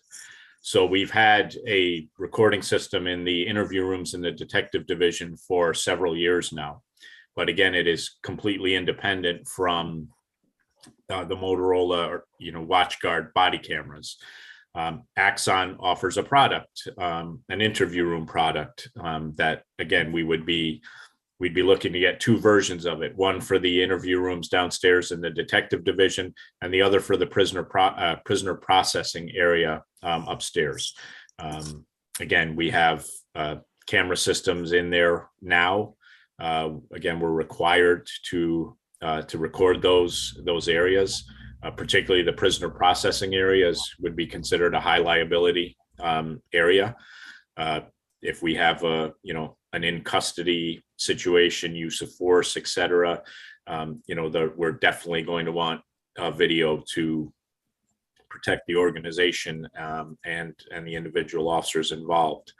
I indicated that I can put that into, I've already kind of drafted my memo for the Elam Park expenditure and put that part of it into the Elam Park. I know that we try not to do that, but I understand that this is a heavy lift on top of the the maintenance agreement and stuff related to the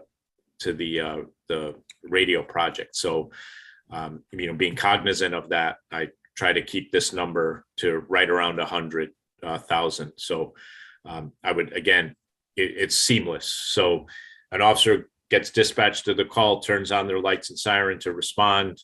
The cruiser camera and their body camera come on. They park the car, they go into the house, they have interaction with somebody, all recorded on their body camera.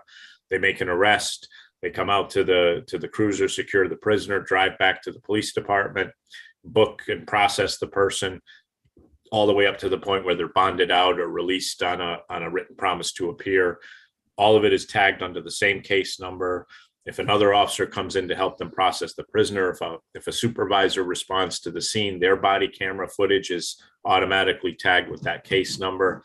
And the whole thing is available on evidence.com to be shared with whoever needs it. Most importantly, the court, when they ask for that video. So again, it's kind of a seamless product that that we don't have. And Motorola, even in their latest offerings, and I just looked on their website yesterday, I don't see an offering for them for any sort of, in the building system. So that's, I hope that answered your question. So to be clear, you would be asking the $100,000 for the cars and the body cams, and asking perhaps to include the additional cost for the interrogation ones and the in-house ones to come from funds from the gift account. Is that correct? Yes. You would propose that we do that all at the same time and not wait, for instance, to add the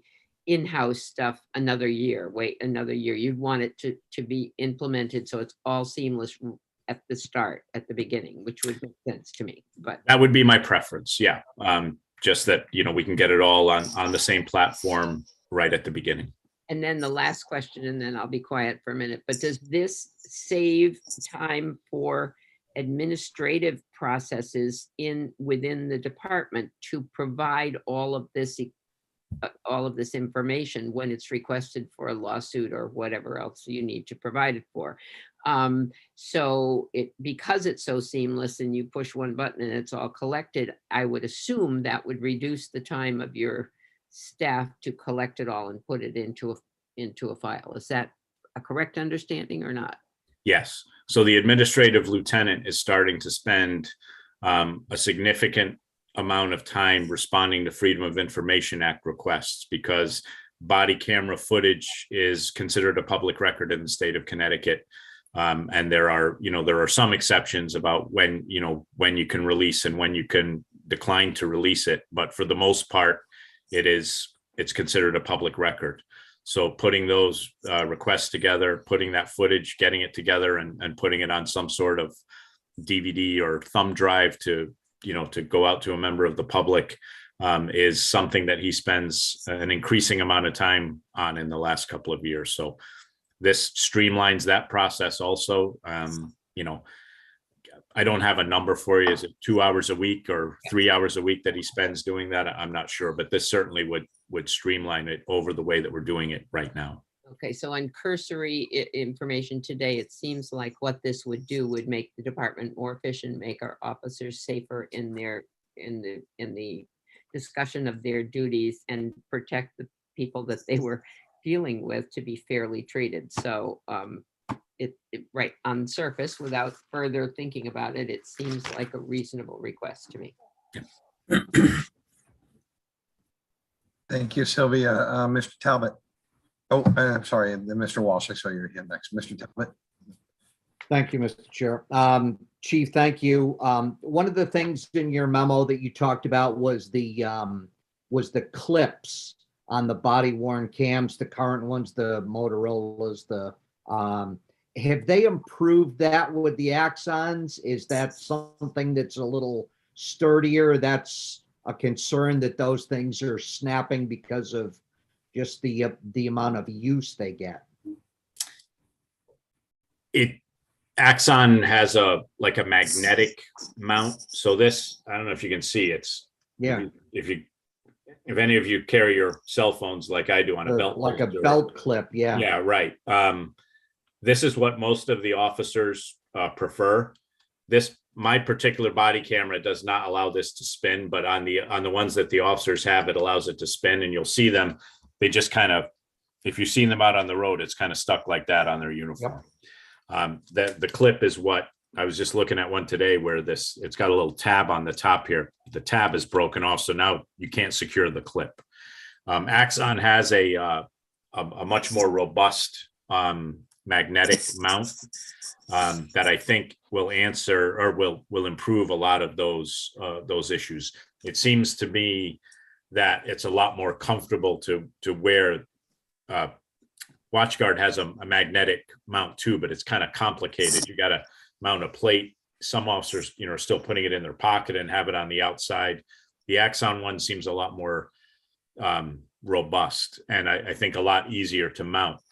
Anytime I've seen an officer with an Axon body camera, either in Hartford or some of the other departments that have them, it's mostly mounted on the uniform using that magnetic mount. Whereas our guys, when you see them, I'd say most of them are just using the clip. So, I was remiss before. I've thrown it to Brian a couple of times. So Brian Elianfante is our new public safety network administrator, who you guys approved the position and the change in the personnel rules to hire Brian. And I should have introduced him at the beginning of this. You'll be seeing him a little bit more in the near future. But Brian retired from Meriden as a captain, and Meriden was an Axon department. So. Brian, I don't know if you have anything to say really just about the way that the Meriden officers were mounting the body cameras, and if you had any issues with the clips or the mounting of them. Sure. One of the good things about the Axon body cameras is Axon actually has many different options for how to mount them, and they'll actually let you choose based on officers' preferences, the type of outer garment. They have a couple different magnetic mounts. One's for just a regular uniform shirt, and if you're wearing a heavier jacket, they have a stronger magnet. So they have a bunch of different options for that. And I can tell you firsthand that having worked with the Axon body cameras for at least 6-7 years, we didn't have any issues with losing them or having them fall off the garments or anything or any of the uniforms. It wasn't a big issue for us. Battery life was always good. We didn't have issues with that either. Overall, their products are solid, and we vetted them for a couple of years when the body cameras were first coming out. And one of the things we did is talk to other large agencies that were using their product at the time, like Los Angeles PD and Las Vegas Metro, and they spent a lot of money vetting them and testing their products. So we felt confident going with them at the time. And we've never been disappointed by them. Their infrastructure, the way that their architecture works with the evidence.com, things like the interview room system, when they record anything in there, it's all in evidence.com. It's all easy to find. If we want to share something, we get a request from the court for any type of video. We can just take all of that and share a link with them through the evidence.com system. So we don't have to burn discs. We don't have to run the discs over to court. The GA and the prosecutor's office, they have access to the system just by what we give them. So it makes it much more streamlined, much more efficient. It's a lot easier to find. I can tell you firsthand, having gone through the WatchGuard system, the system doesn't tag the video with case numbers. So we have to almost kind of go through all the video and look at each video one at a time around the date and times that we're looking for to determine if the video was one that the GA is looking for. Okay, the court's looking for it. That's a very time-consuming process, especially if you have multiple requests. With the evidence.com system and Axon, you just basically put the case number in and you have all your video in one spot. You tag it and you can let anybody see it that you shared a link with. So to me, it's a much more robust system, and it allows for a lot of growth in different areas as well. So. And one other point, I'm sorry, before we leave that. So the other thing that I like about the Axon camera is it has the bodyguard one or WatchGuard one that we have now has to be taken off and put in a dock. And you can do that with the Axon camera also. But it also has a USB-C port on the side. So if an officer's worked a double shift, for example, and their body camera is starting to get low on battery by their 14th or 15th hour, they can just, without taking it off their garment, they can plug it into the USB port in the cruiser, run the cord, plug it in while they're sitting in the car, and it can start to recharge a little bit while they're sitting in the car.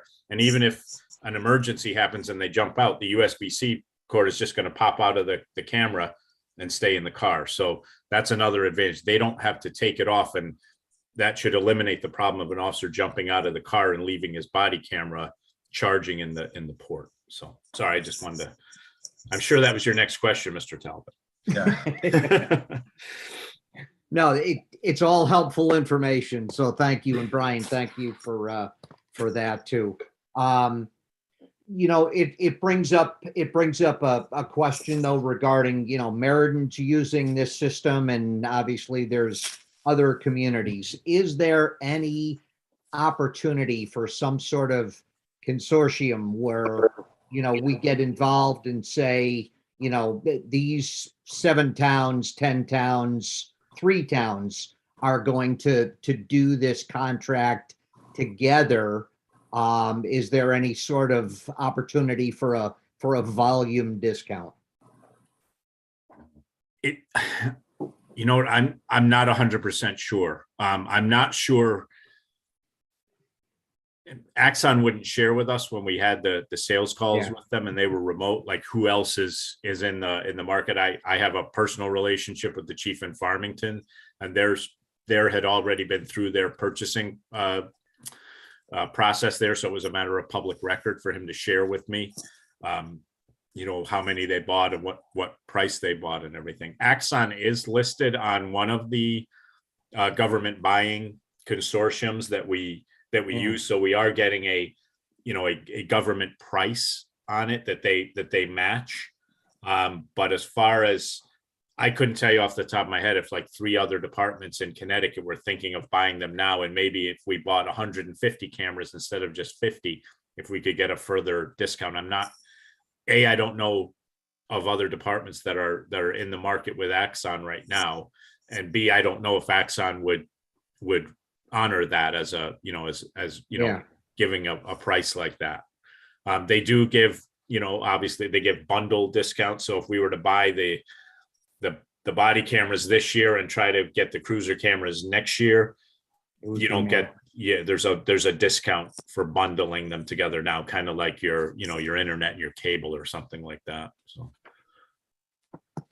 And it's just, now thinking about it now, it's not just municipalities, it's, colleges and, other locations that are using this equipment. So, yeah, is it anything you could find out through the Chiefs Association to kick it around and say, hey, is there an opportunity for us to save some money here? Sure. I mean, I answered a poll question yesterday from one of the chiefs who sits on the legislative committee of the Chiefs Association.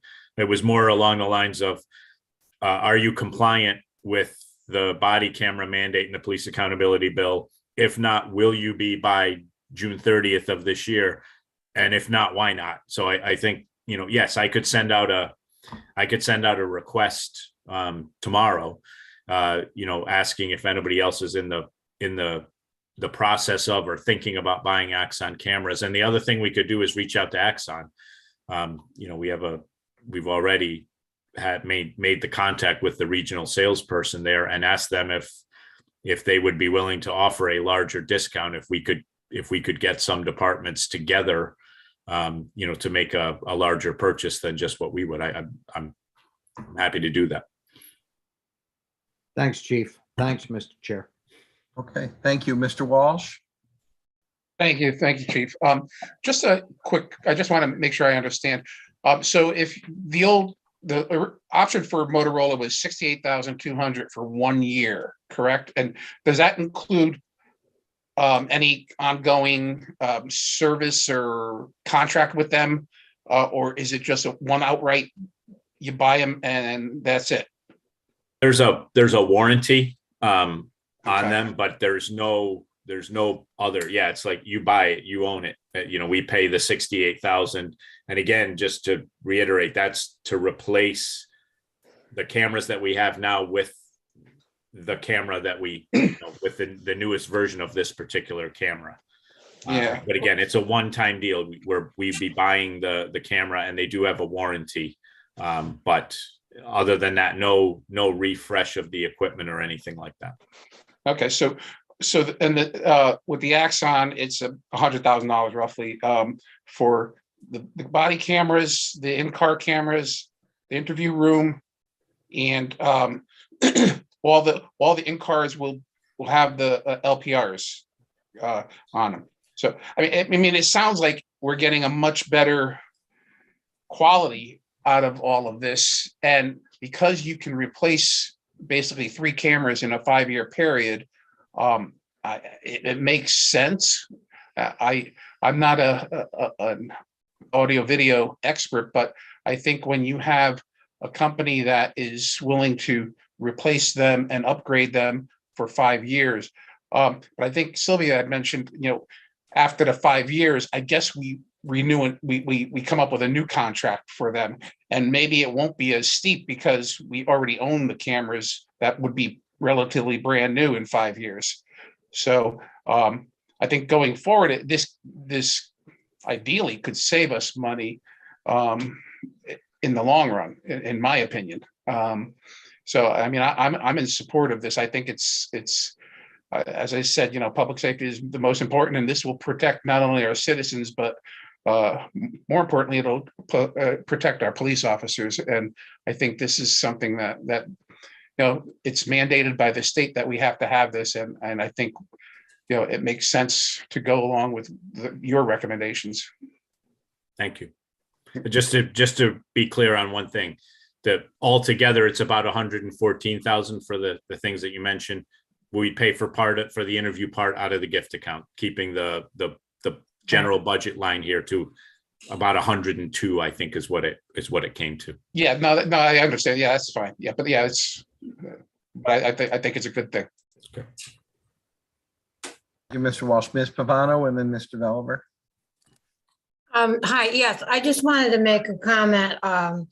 With technology changing every couple of years, I think it's a wonderful idea that you're going to be able to upgrade this every 2 years or whatever. And we want all the police as safe as possible. So I am definitely in support of this. Thank you. Thank you, Ms. Pavano and Mr. Veliver.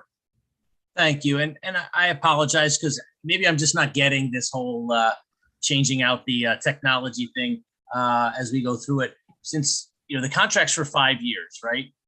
That would be, so I guess my question is okay, I understand that halfway through, they're going to give us new cameras and that I get that.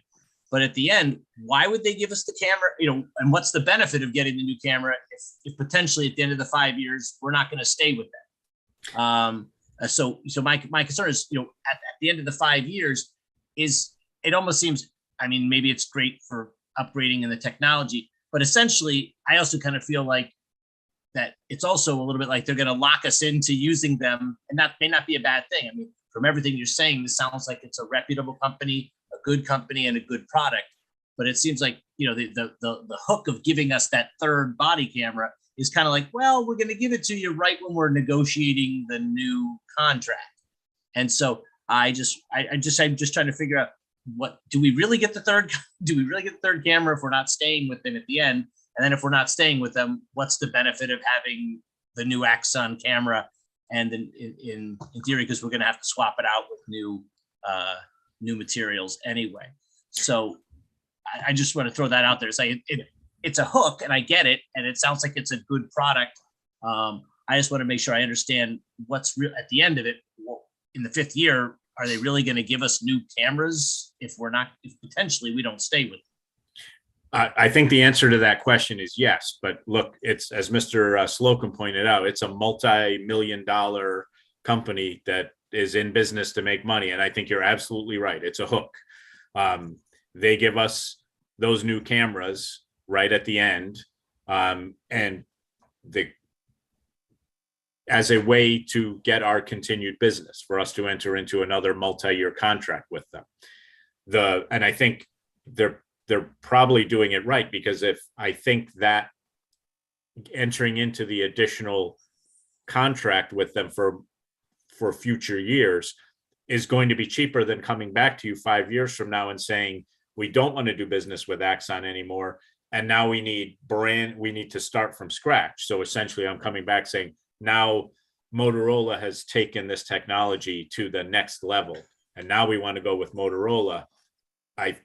We're not getting in with that, having to rip out all the cruiser cameras, get rid of all the brand new body cameras, and start from scratch with another company. I think that's certainly what Axon is relying on. Sure, I don't think they're really making any secret of that, to be honest with you. I certainly think that's exactly what they're trying to do. We're going to give you brand new body cameras and brand new cruiser cameras right at the end of the contract. And we are whatever % sure they are that means you're going to enter into another multi-year contract with us to renew this relationship. That's what they're doing. Absolutely. You hit the nail on the head, but All right. yeah. I just wanted to make sure that's what it seemed like. I just wanted to make sure that that's Works where for we were Apple. going with it. Yeah. Exactly. Right. There you go, yeah. So my other question relates to the license plate readers and what the one we have now. And I guess my question is, and this was a question I had posed back when we first bought it, and I want to get back. What has it actually done? Have we actually gotten any benefit from having a license plate reader? Has it actually caught someone? Have we actually done anything with it? And I'll just throw that out there. I mean, it's nice to have, and I know it's catching some people and maybe it's checking some stolen cars, but I mean, has it actually resulted in something, somebody either getting caught, somebody getting arrested who might not normally have done that? Is there actually been a benefit of having the license plate readers? The vast majority of the plates that the license plate reader alerts to have been for what I would call relatively routine motor vehicle things, a registration that was suspended for lack of insurance, or because the registered owner of the vehicle's license was suspended, things like that. I think early on we did have an alert on a couple of stolen cars that kind of drove by. Look, it's the double-edged sword. Sure, the car alerts, the license plate reader alerts to the stolen car. The officer turns around, turns the lights on, and the car takes off on them, and we're not allowed by statute to pursue stolen cars, just absent any other factors. So look, the vast majority of the alerts to the license plate reader system are for relatively routine motor vehicle violations. Again, bearing in mind that it's only on one car on driving around in a 33 square mile town. So having the supervisor and 3 or 4 cruisers on the road with it, I think will multiply those contacts, just because we'll have more of them out there. Right. The reason I bring it up, I mean, I've always been, one of the things I'm concerned about with the license plate readers I talked about years ago is I think that there's also a heavy privacy concern with everybody's license plate being tracked everywhere they go in town. And so I just wanted to find out if the benefits of having license plate readers and now potentially expanding that benefit to every police car, tracking every car that's driving around Cheshire all day long, is that really beneficial to the residents of Cheshire compared to the potential privacy concerns of their being tracked? And that's just so I just wanted to see if there actually is a real benefit to having that done. Yeah, I mean, just as a point of clarification on that, yes, the technology would allow us to quote unquote track vehicles, but we haven't had a single record request from any member of the public to do that. We don't routinely go in and search the database just randomly. We have policies that would prohibit that. Somebody would have to come in and say, well, the witness described a black Honda that had the first 3 letters were 1, 2, 3. We would allow that that type of run. But as far as like just routinely, hey, we want to see where Mr. Veliber's car went on such and such a date, that it's just, yes, the potential is there for the system to be able to do that. I don't know of anyone who's done that or any complaints that have been made about an actual incident where license plate reader data has been abused. Thank you. All right. Thank you. Mr. Slocum, I saw your hand. Yeah, my questions go to the budget. Item 5105, which is the overtime lines on 2 different pieces. Sean, you reduced them rather considerably, and I don't know if that goes to the 48 sworn officers or what. It's wishful thinking. And then my next one would be 5603, which has to do with which appears to be tasers and munitions, bullets and things like that being reduced. So if just a general answer, I'd be happy. Yeah, so you surmised correctly that the assumption in my conversations with the chief, again, I know the overtime number is always hard to predict, but the hope is that as we have had better luck, I think we have been able to get a number of sworn folks, and that trend has continued so that we don't have as much of an overtime impact while they're either in the academy or in training. And now that we're at 48, I was a little more comfortable trying to maybe right size that number to that assumption. But yeah, recognizing that sometimes that's out of our control if folks decide to leave, that we're not. I also, I think, confirm with the chief, there's no, I mean, we know some, there's no one that we think is going to imminently leave. Right. But again, that's always, I don't know if Neil wants to elaborate on that at all, but. Yeah, there's two things I think with the overtime, and you know, part of it was, you know, an excessive caution probably on my part. We got hammered with COVID quarantines where we, you know, we had at one point over Christmas, we had like a whole shift that tested positive, and we got to replace those, you know, every day. So we were kind of using the historical number, which I think was probably artificially boosted by COVID. So I'm for those two reasons, A, we're at full staff. Okay. And B, hopefully the COVID things, although I don't know if Sean shared with you at about 3:00 this afternoon, I tested positive on one of the home tests, which is why I'm here in my home and not in the conference room with the guys. But hopefully it's, you know, I didn't infect anybody in the patrol, and hopefully when I get the PCR test tomorrow, it was a false positive, but we'll see. Right. And the thing with the ammunition. So I always ask for that to come out of the regular budget, but a significant part of that expense is related to taser training cartridges and ammunition for the members of the joint, the regional SWAT team to train. And traditionally those expenses have been funded out of the gift account. They have. I always try to slip it in there, and Sean and his predecessor, Michael, have always caught it. One of these days I'm going to get past the goalie, but well, I knew we came up short on guns one time, and I just want to make sure this is going to be one of those problems. That's all. As long as you guys the tools you need, that's all I care about. Okay. All right. Any other questions? Actually, Tim hit what I was going to ask about. I was going to get boring and go into the budget too and the overtime. I think that's a reasonable gamble to take there, and I think that's good. All right, well, Chief, thank you. I wish you good luck on your test and hope that you don't end up being sick or having symptoms from it. Certainly, I thought it was allergies, but apparently not.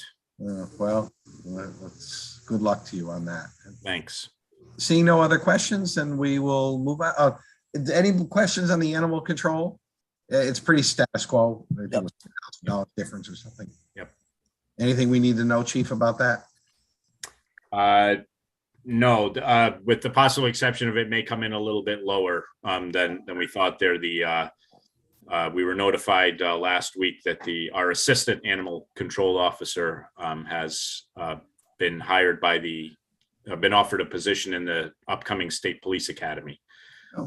So assuming that works out for him, we should get his notice, and we'll be hiring somebody else at and they're part-time, so it's not going to be a huge savings. And if we don't get somebody right away, it may be offset by having to get April to come in to, you know, the kennel has to be cleaned every week come or high water. So, but again, no, that's pretty much a status quo.